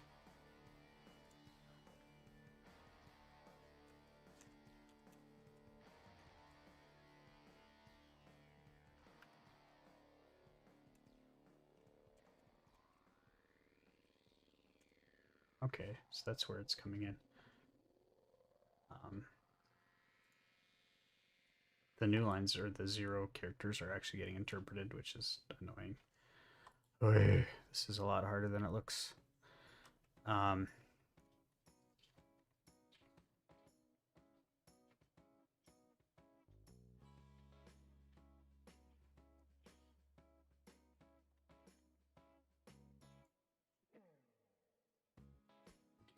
So if I'm sitting here and I go test, this is sitting there.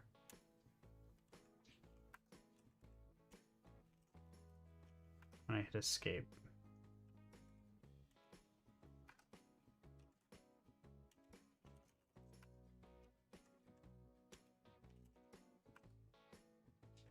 it's taking like a cycle to reset everything.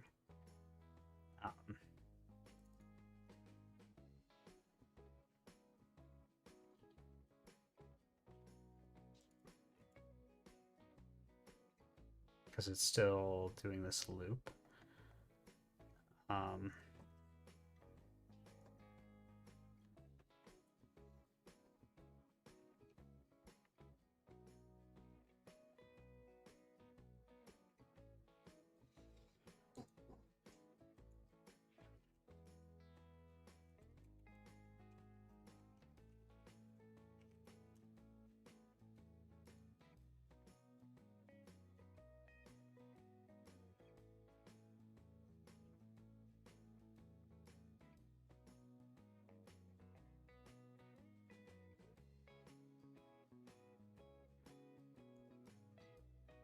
Yeah, so I suppose technically, like a rogue program that's running here, just because I clear it off doesn't mean that it's actively going to remove itself. So there's that issue to run into here too. Oof. Things are not looking good. I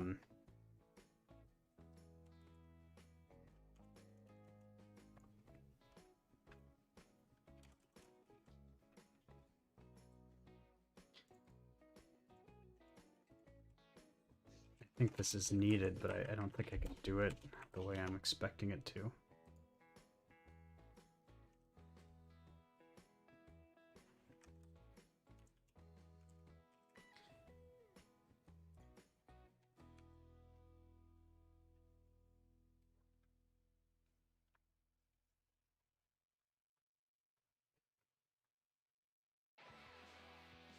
This multi-threading business is a fickle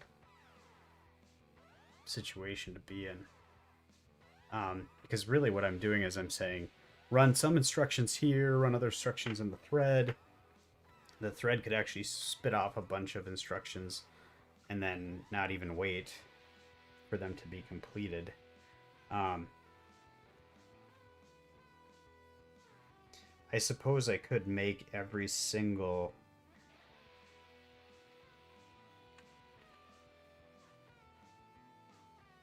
instruction wait for receipt of completion before it moves to the next one.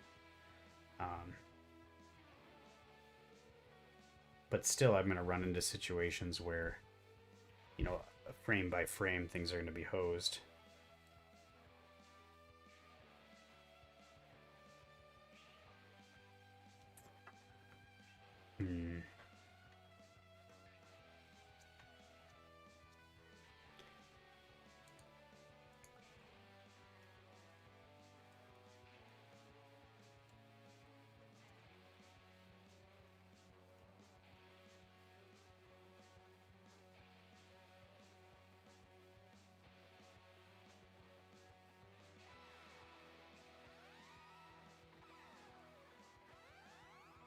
Well, I should probably know this anyways. Well.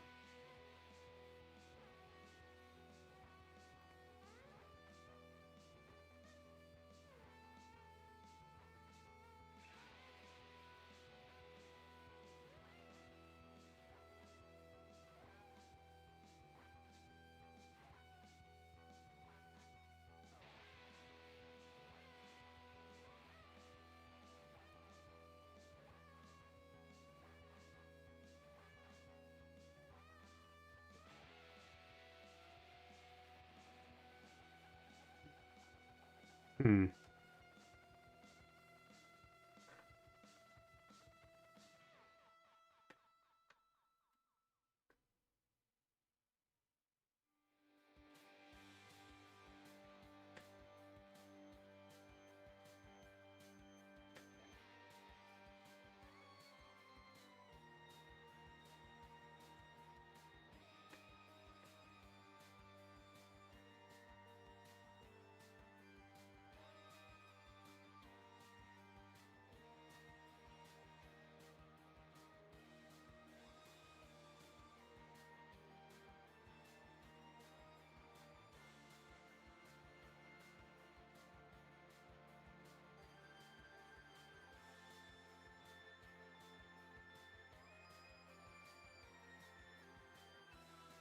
So what would happen if I made it so that every instruction that gets issued by a program can run has to wait for it to complete before it goes on to the next thing, is what I'm thinking now. So in root, for instance, I do clear home. Clear home runs a publish, which puts it on the command instruction, and then just forgets about it, which allows it to get stacked up behind an output command. So it's kind of like it's a stream until there's an IO back. But if I treated every single one like it had to be complete before, so there was no publish, you actually had to return every time.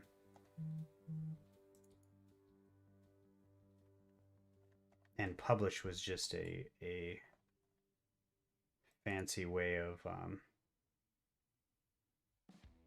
it would work up until the point where I had like this where I push a new program on, wouldn't it? In which case that original command that run the program would be hanging, but a new program would be trying to execute.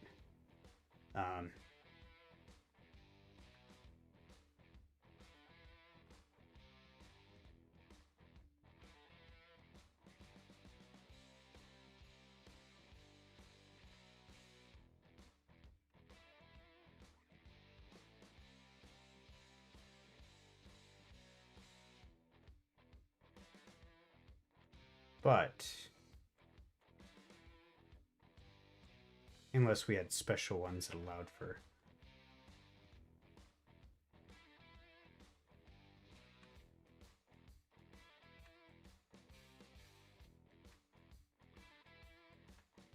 well, no, all we're doing is waiting for the receipt to come back that thing was run. But let's just try it and see what happens. So if I were to go in here and say, you know what, publish is really a in queue instruction. Or sorry, this is actually the same as a begin request.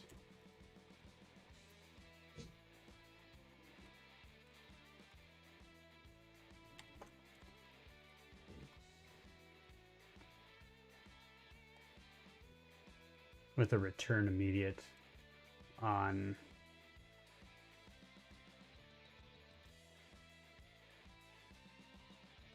each instruction would return immediate null when it's done.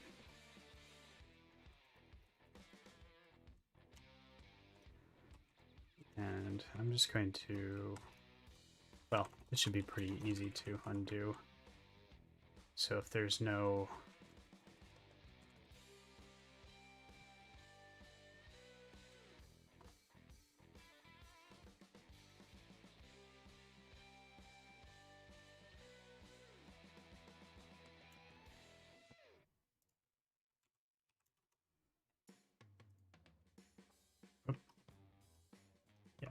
so that would be there, that would be there, that'd be there. Execute program stays the way it is because that will already return. Exit program is an instruction already, which actually runs an end request, which is the same as return immediate. Ugh.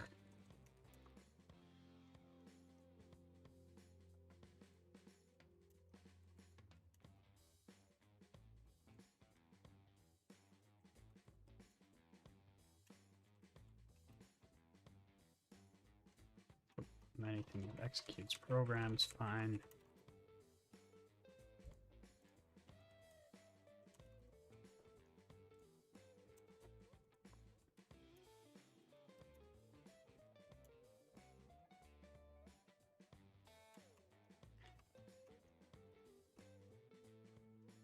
Just want to see what happens now. Ooh. It's much slower because I've got a limited number of instructions, I think.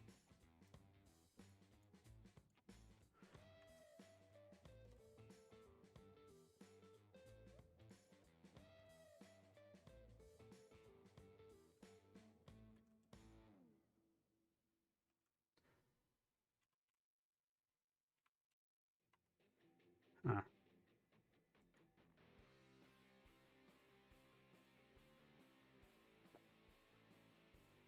And so what happens is that each draw instruction comes through and then it has to wait for that draw to complete or to come back with a return.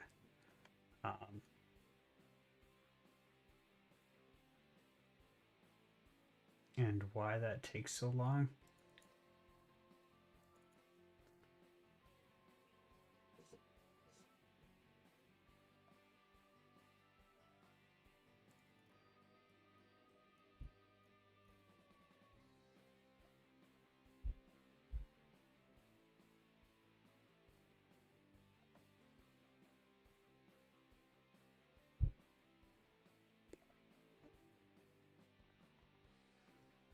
Oh, because it's bound to 60 frames per second. So this will run once, but in order to get the response back, I have to wait till the next frame comes around, right? No. It's because in here, I'm waiting for this to go. This is sleeping. What happens if I take that out? I think it should just hang.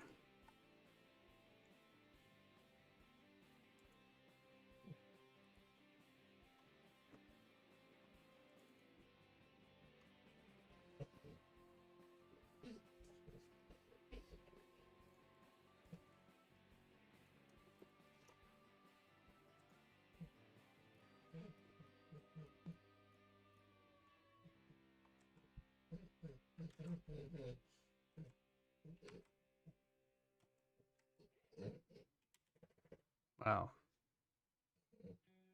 That's excessively slow. Hmm.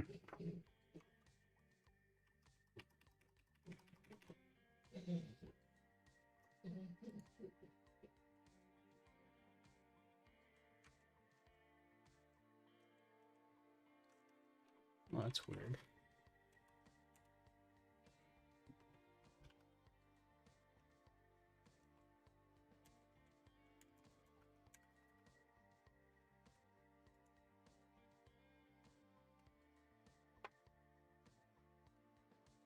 Oh, that's because I'm running at 1,000 frames or whatever per second now.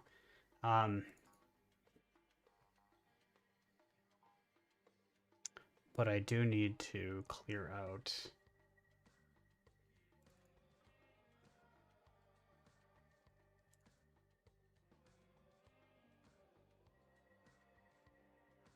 all that crap I just did in here.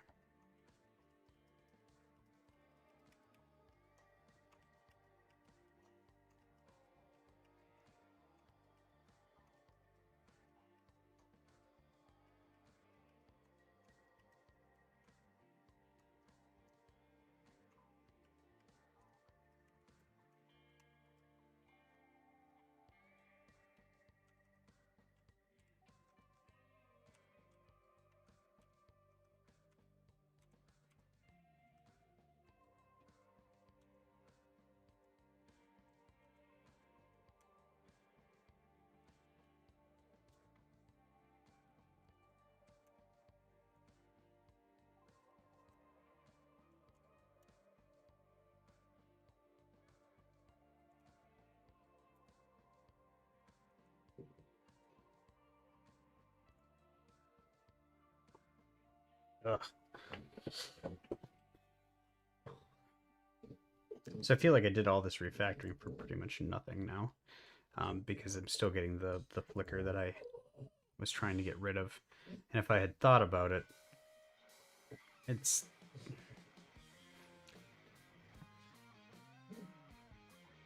Of course that's going to happen. The only real way to solve it is that if I can do all my drawing routines, or centralize all my drawing routines, in the same way that they do it in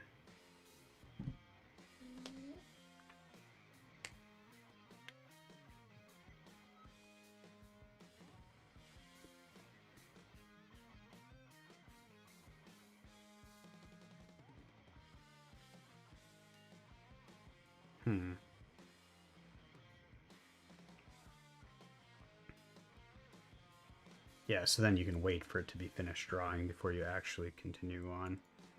I'm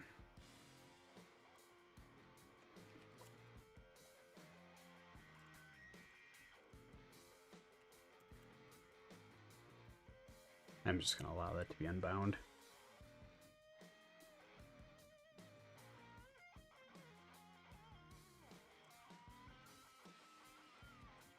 Interestingly enough, it runs so fast when it's unbounded like that, in terms of instructions, that it doesn't even, like, you can't tell.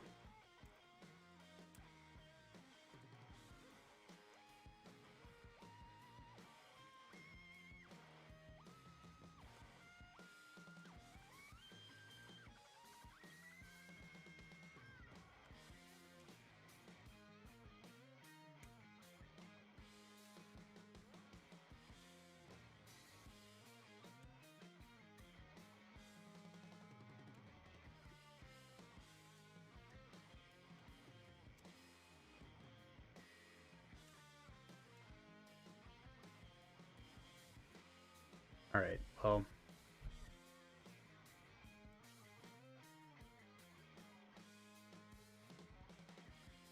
I think what I'm going to do is fix that cursor thing here quick. And I might have to hang it up for right now. Darn it. I still need to get the editor back.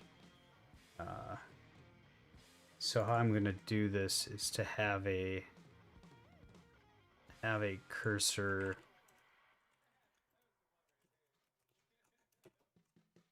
on here that can be enabled.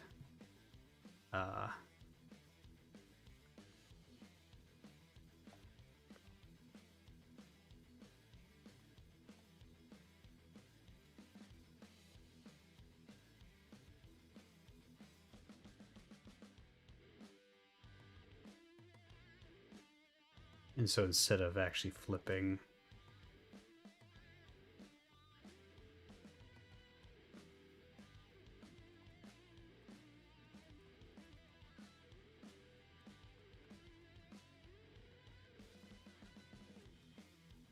oh yeah, this is like what, render cursor? Or did I call it, yeah, here we go.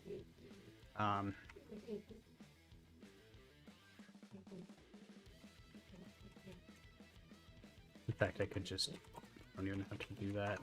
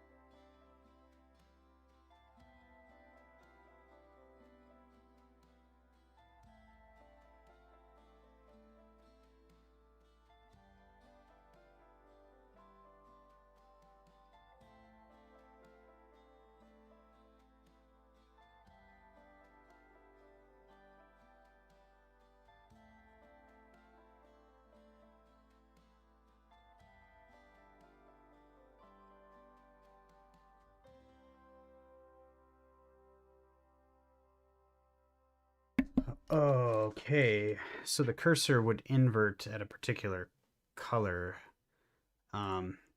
Really it would just be that I need to know the background of the current thing here. Again, this is something that the TI-83 doesn't need to deal with because they're monochromatic, so it's just on or off. But what color is the cursor? Well, really what it is it's a inversion of foreground background, but clear isn't setting the foreground background, and that is my main problem. So when I go home, well, cursor dot row equals row, and cursor dot call equals call.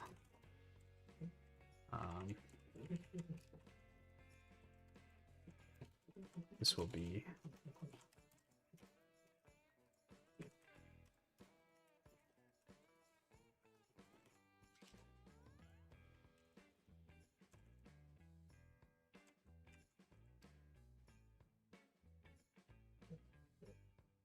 pixels on, use the foreground, otherwise use the background. If pixels on and not invert. I don't know.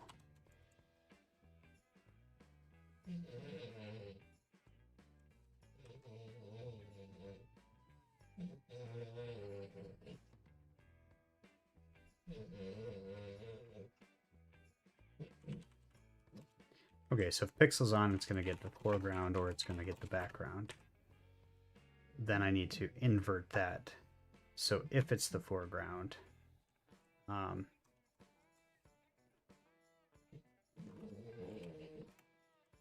so it's like invert, then use char cell BG.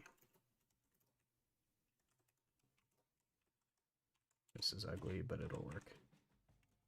Invert.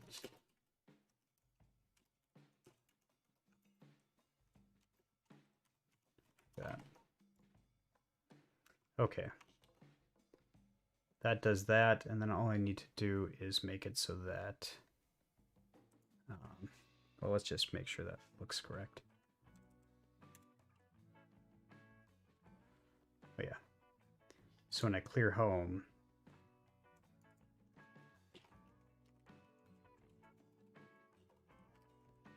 I need to go through and I need to set this not to the color, but I need to set it to the foreground and background at the time it was cleared. So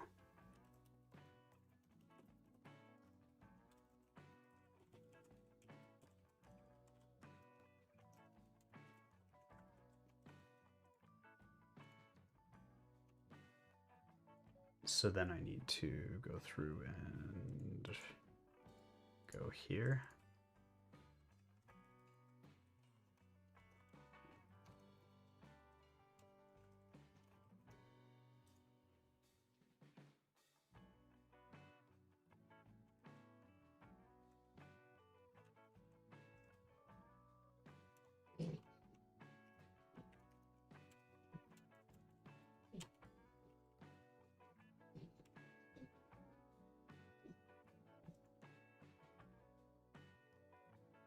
So the reason why that keeps happening is that my input, the string, I'm inserting these extra spaces just to keep the size of this the same, but I really need to remove those.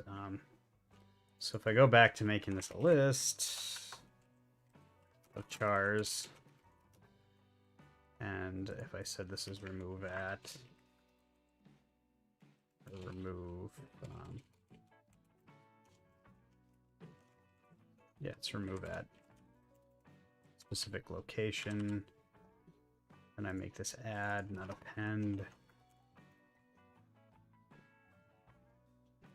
And this isn't a string, this is just, is what it is. And then I just have to make it down here where it's a,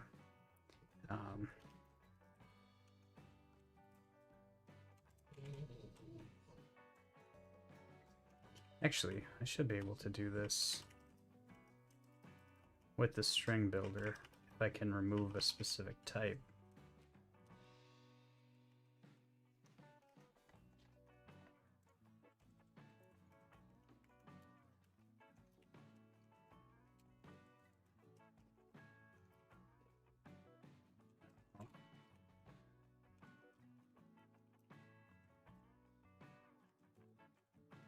So if I replace all of these with nothings,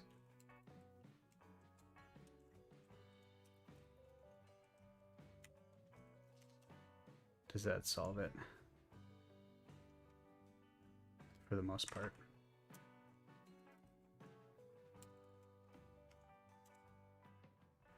Yeah, still doing that stupid thing, but you can see it's there.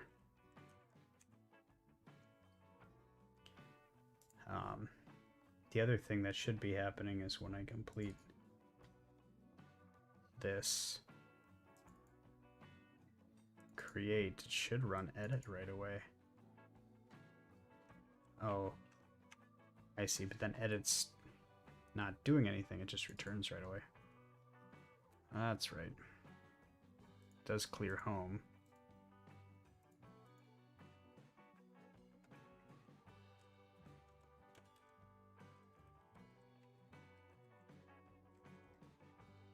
Oh yeah, I remember why I put that limitation in there. Because otherwise this happens. Or no, not this one. What was it called? It wasn't MonoGame. So, or did I replace that one?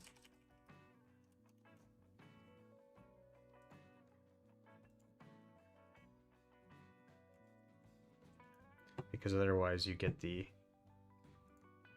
Gosh darn it. This is just a bad day for this kind of stuff. Row is 16. Why is it trying to get outside of the bounds of the row that it's on?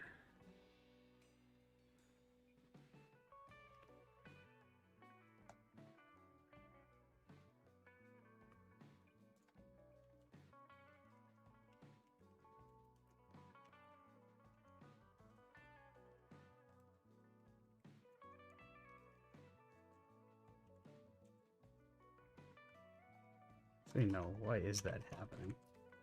That shouldn't be happening.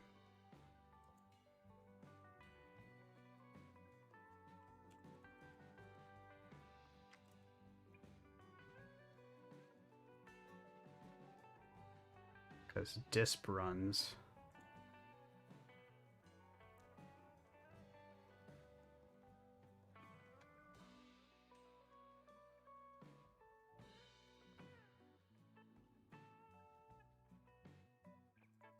Okay, well it can't be this one because that... Oh, you know what? Yes, it will mess up.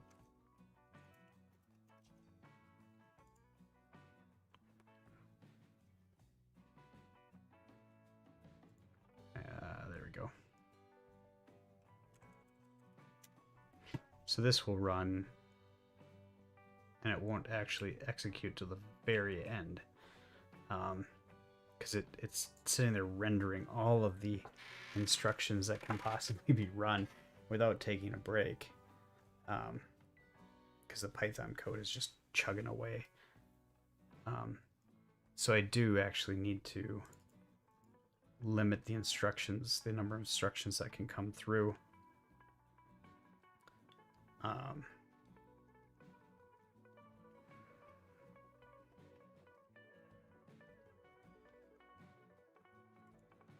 What I can do is count and say, okay, so we want 60 frames per second, so there's 1,000 divided by 60. Oh yeah, this is my 17 seconds thing. So I could say if the total time elapsed has been, you know, roughly to the point where I need to get my next frame drawn. I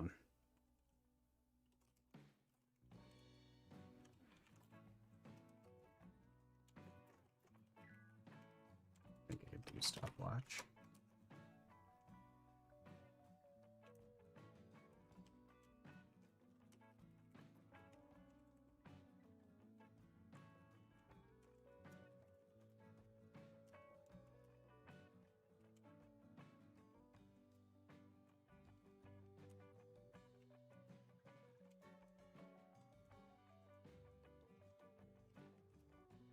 Can I do this as a ghost? Elapsed milliseconds. It's greater than, I don't know, 15. Then we break.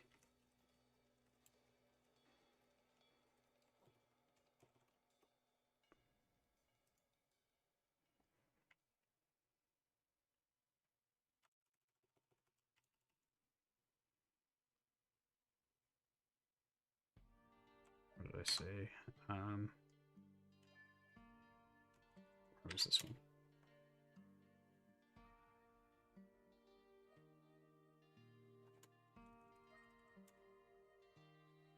That's just really not what you'd expect to see in that kind of a situation. You want to see each one individually come through.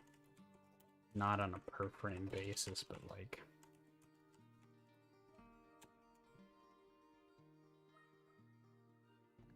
I think limiting the instruction set was.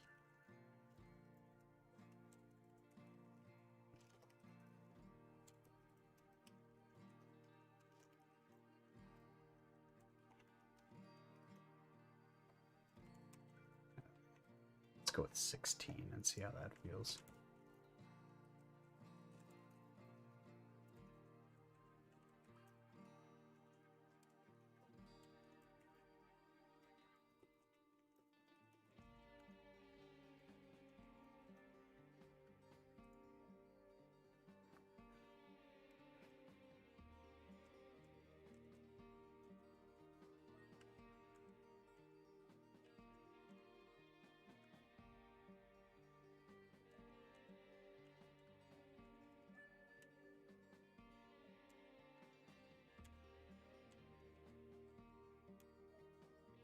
Yeah, I mean, that's kind of closer to what you'd expect to see, right?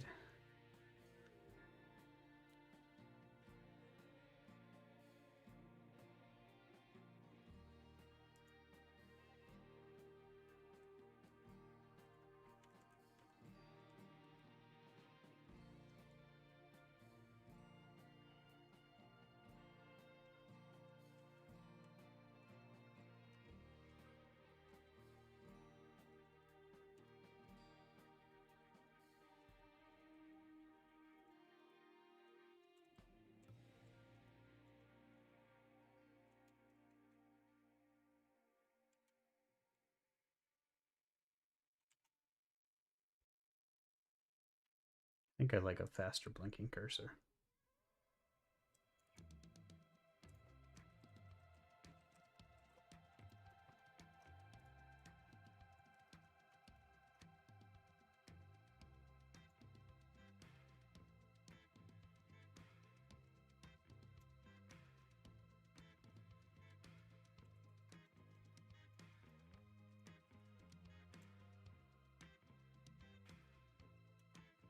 So annoying.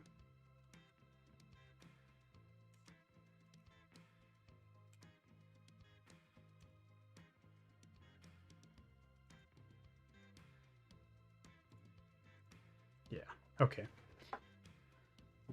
I think I might be done for the day. I'm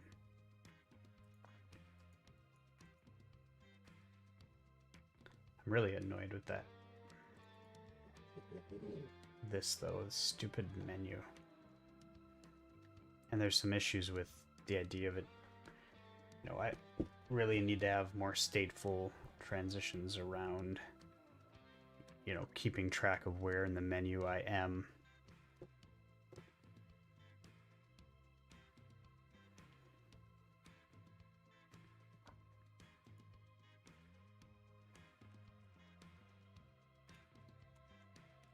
think I'm going to change this.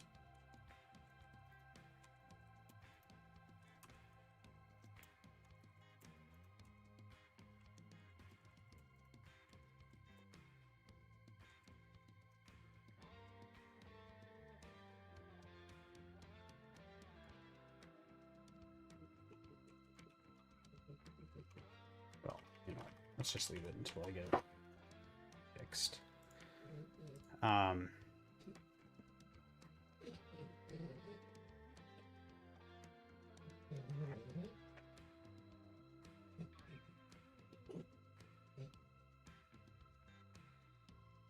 So the idea that they have in it is to make a padded string to draw your menus. And so without the highlighting of the options, it would reduce this down to a single update.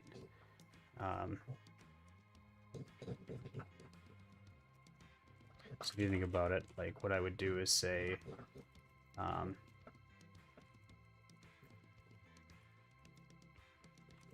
I would take all of the tab names and create a string out of them. So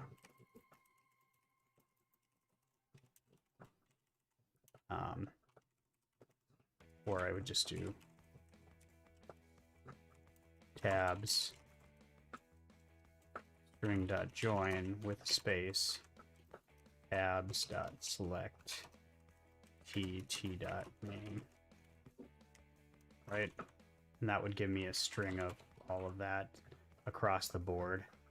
Then I would take, I'd either have to substring it or I'd have to increase the size based on how many actual columns I have. So I need to pass columns here.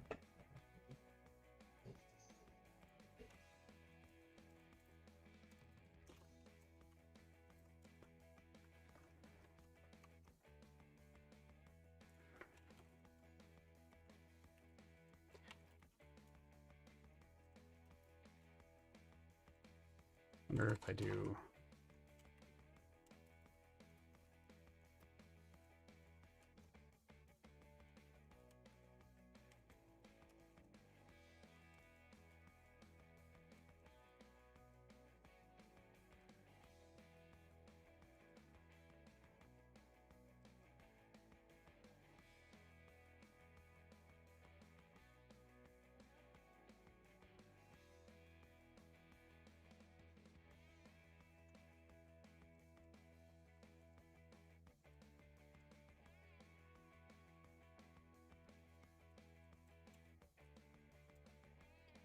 or what I could do, I suppose, is to do a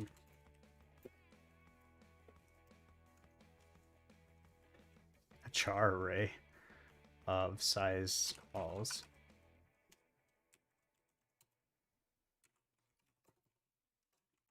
And I might still need that. But tabs equals blah blah blah.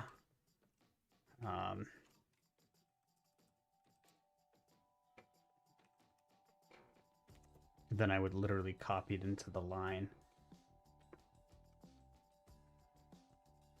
To be like array dot set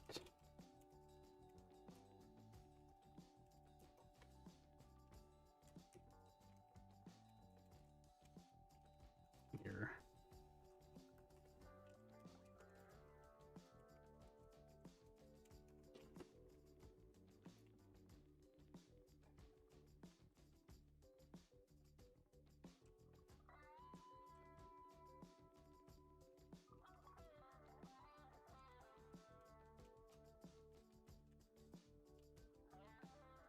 How do I just put like set all on an array?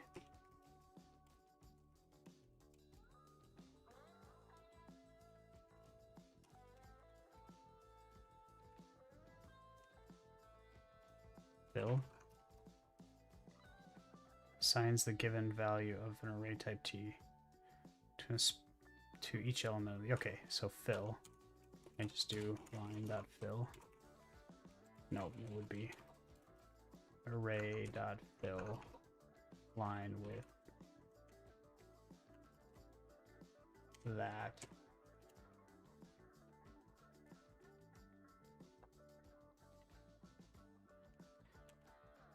Then I would create the string that I want, and then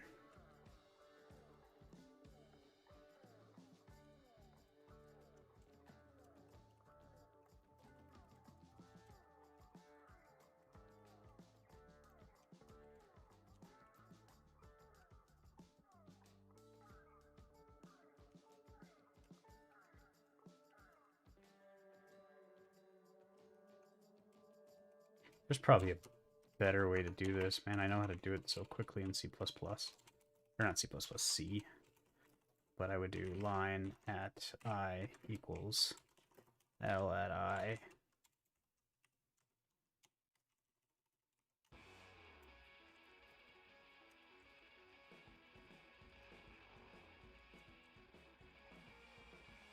And I would take my string builder out, and I would take this character thing and go string builder dot append, and I think I could, yeah, just take the whole char array.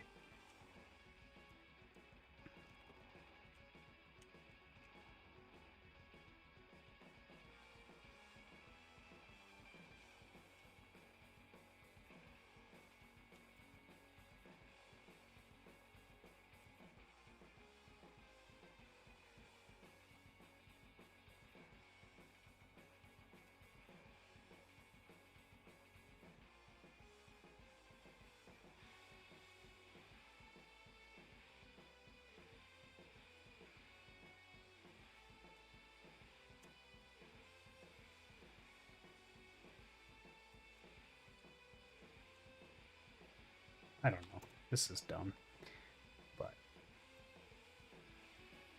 I think I can just make this like this.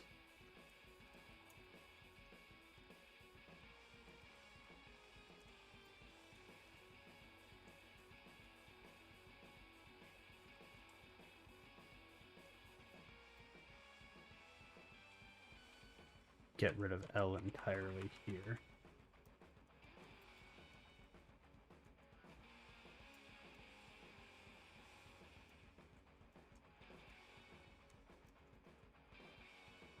And get rid of that static.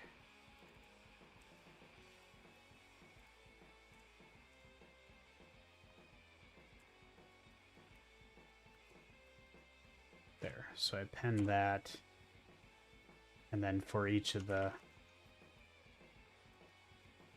options in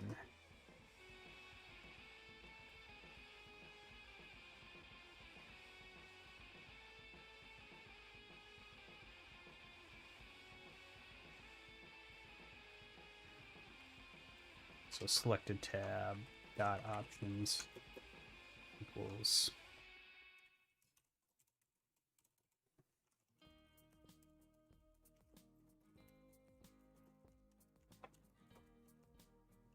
I would do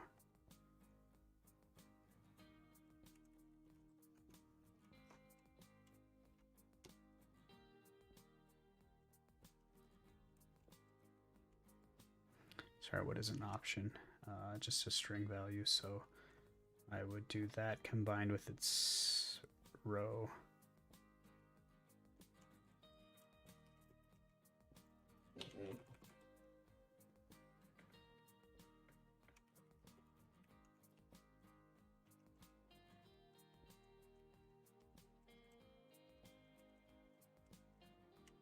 Like that. Then I would do a single output, add 0, 0.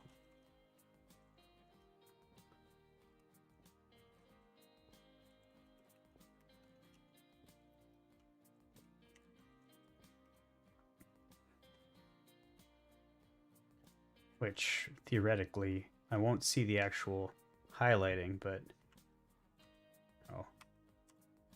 what you can see as I arrow through, it's a much faster operation because I'm reducing it down to a single call. through. But I need to increase my row. And then be like R++ here. And technically, even though it like I don't have to like know that I'm running out of room because output just works. So so now I would just need to figure out how do I communicate over that a particular subset of this should be highlighted. I wonder how the TI-83 did that, if you could do it. 83 invert text.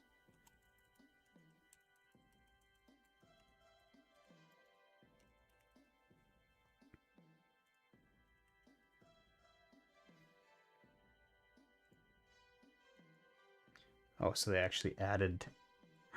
They actually have 1, 2, 3, 4, 5, 6, 7, 8, 9, 10, 13, 14, 15. They actually have a palette? Oh my gosh. I did not know that. I suppose they do have a color version. That is not what I'm going off of, but...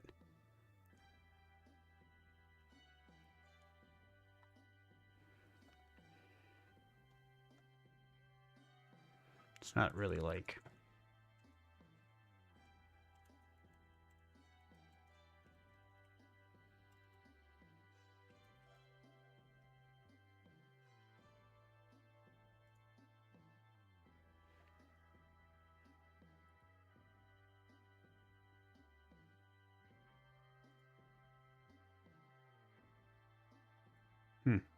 I should figure out what these color codes actually amount to and use that as my actual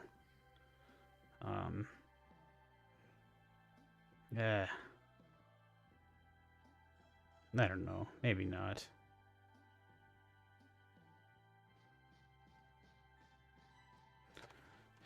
TA83 raw text dark. I don't know.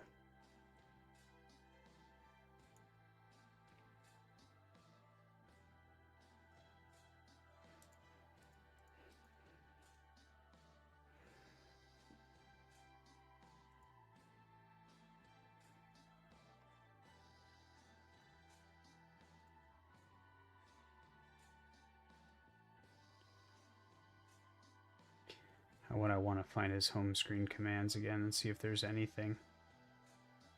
Wait, text sprites. What the heck?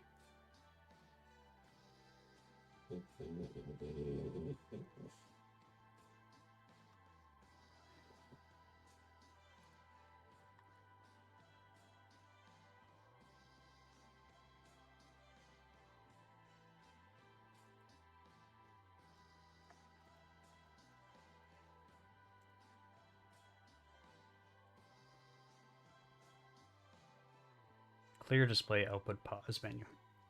And pause is not a graphics screen menu.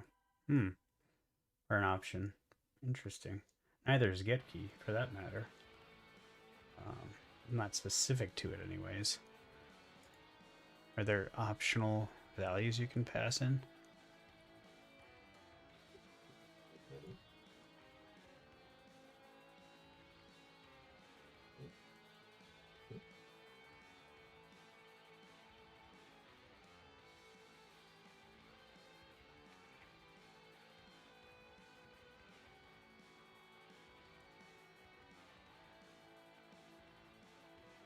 I'd have to get this text screen thing using a small font too. I think that's probably a decent one. But I don't know, maybe there was no option to highlight a specific, section of text.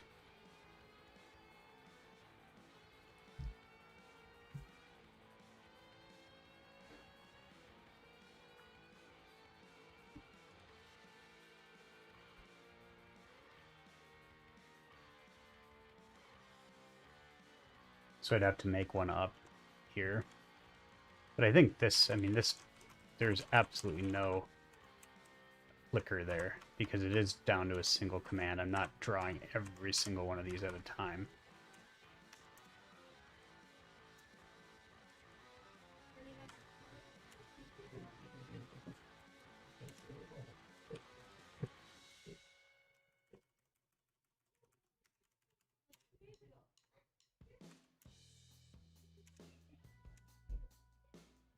Ooh. Oh yeah, something else I need to do. As soon as the input pattern's done, look how much garbage I'm creating. Oh my god.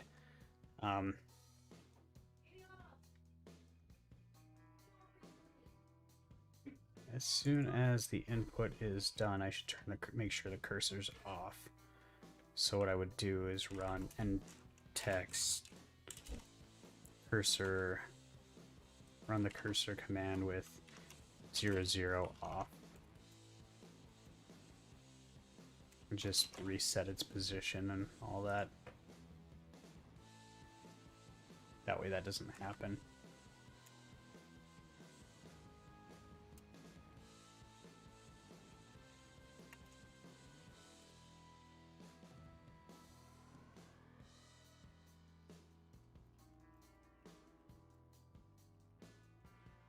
Ooh, that's another thing.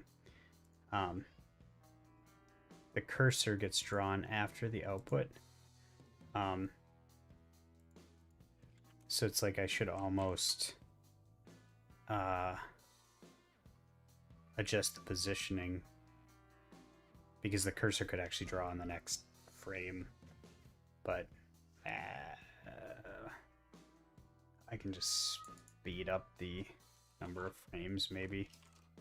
That would probably solve that issue, or a number of instructions that I can do.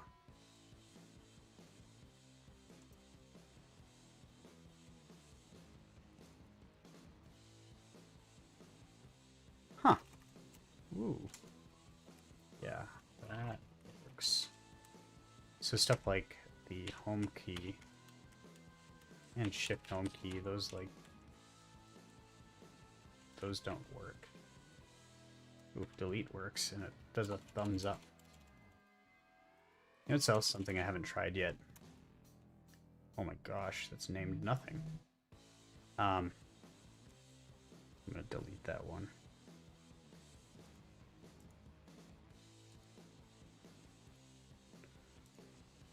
Actually, what happens if I try to do that? It just blows up. I have to make an error screen for that as well. Or like just default system errors.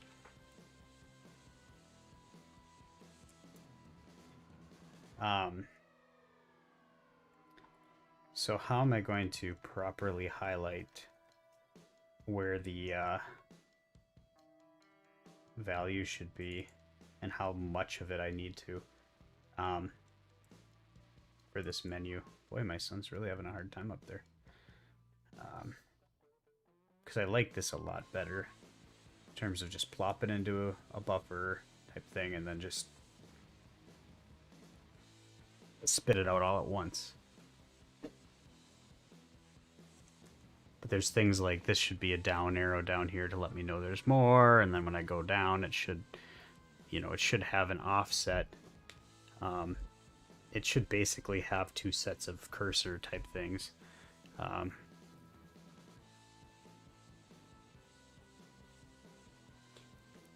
mean, what I could do is make all of these... Oh no, that wouldn't work.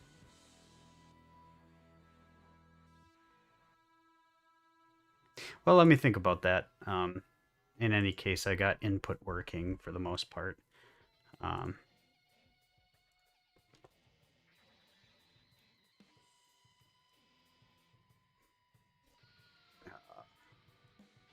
So I think I'll call it good for today.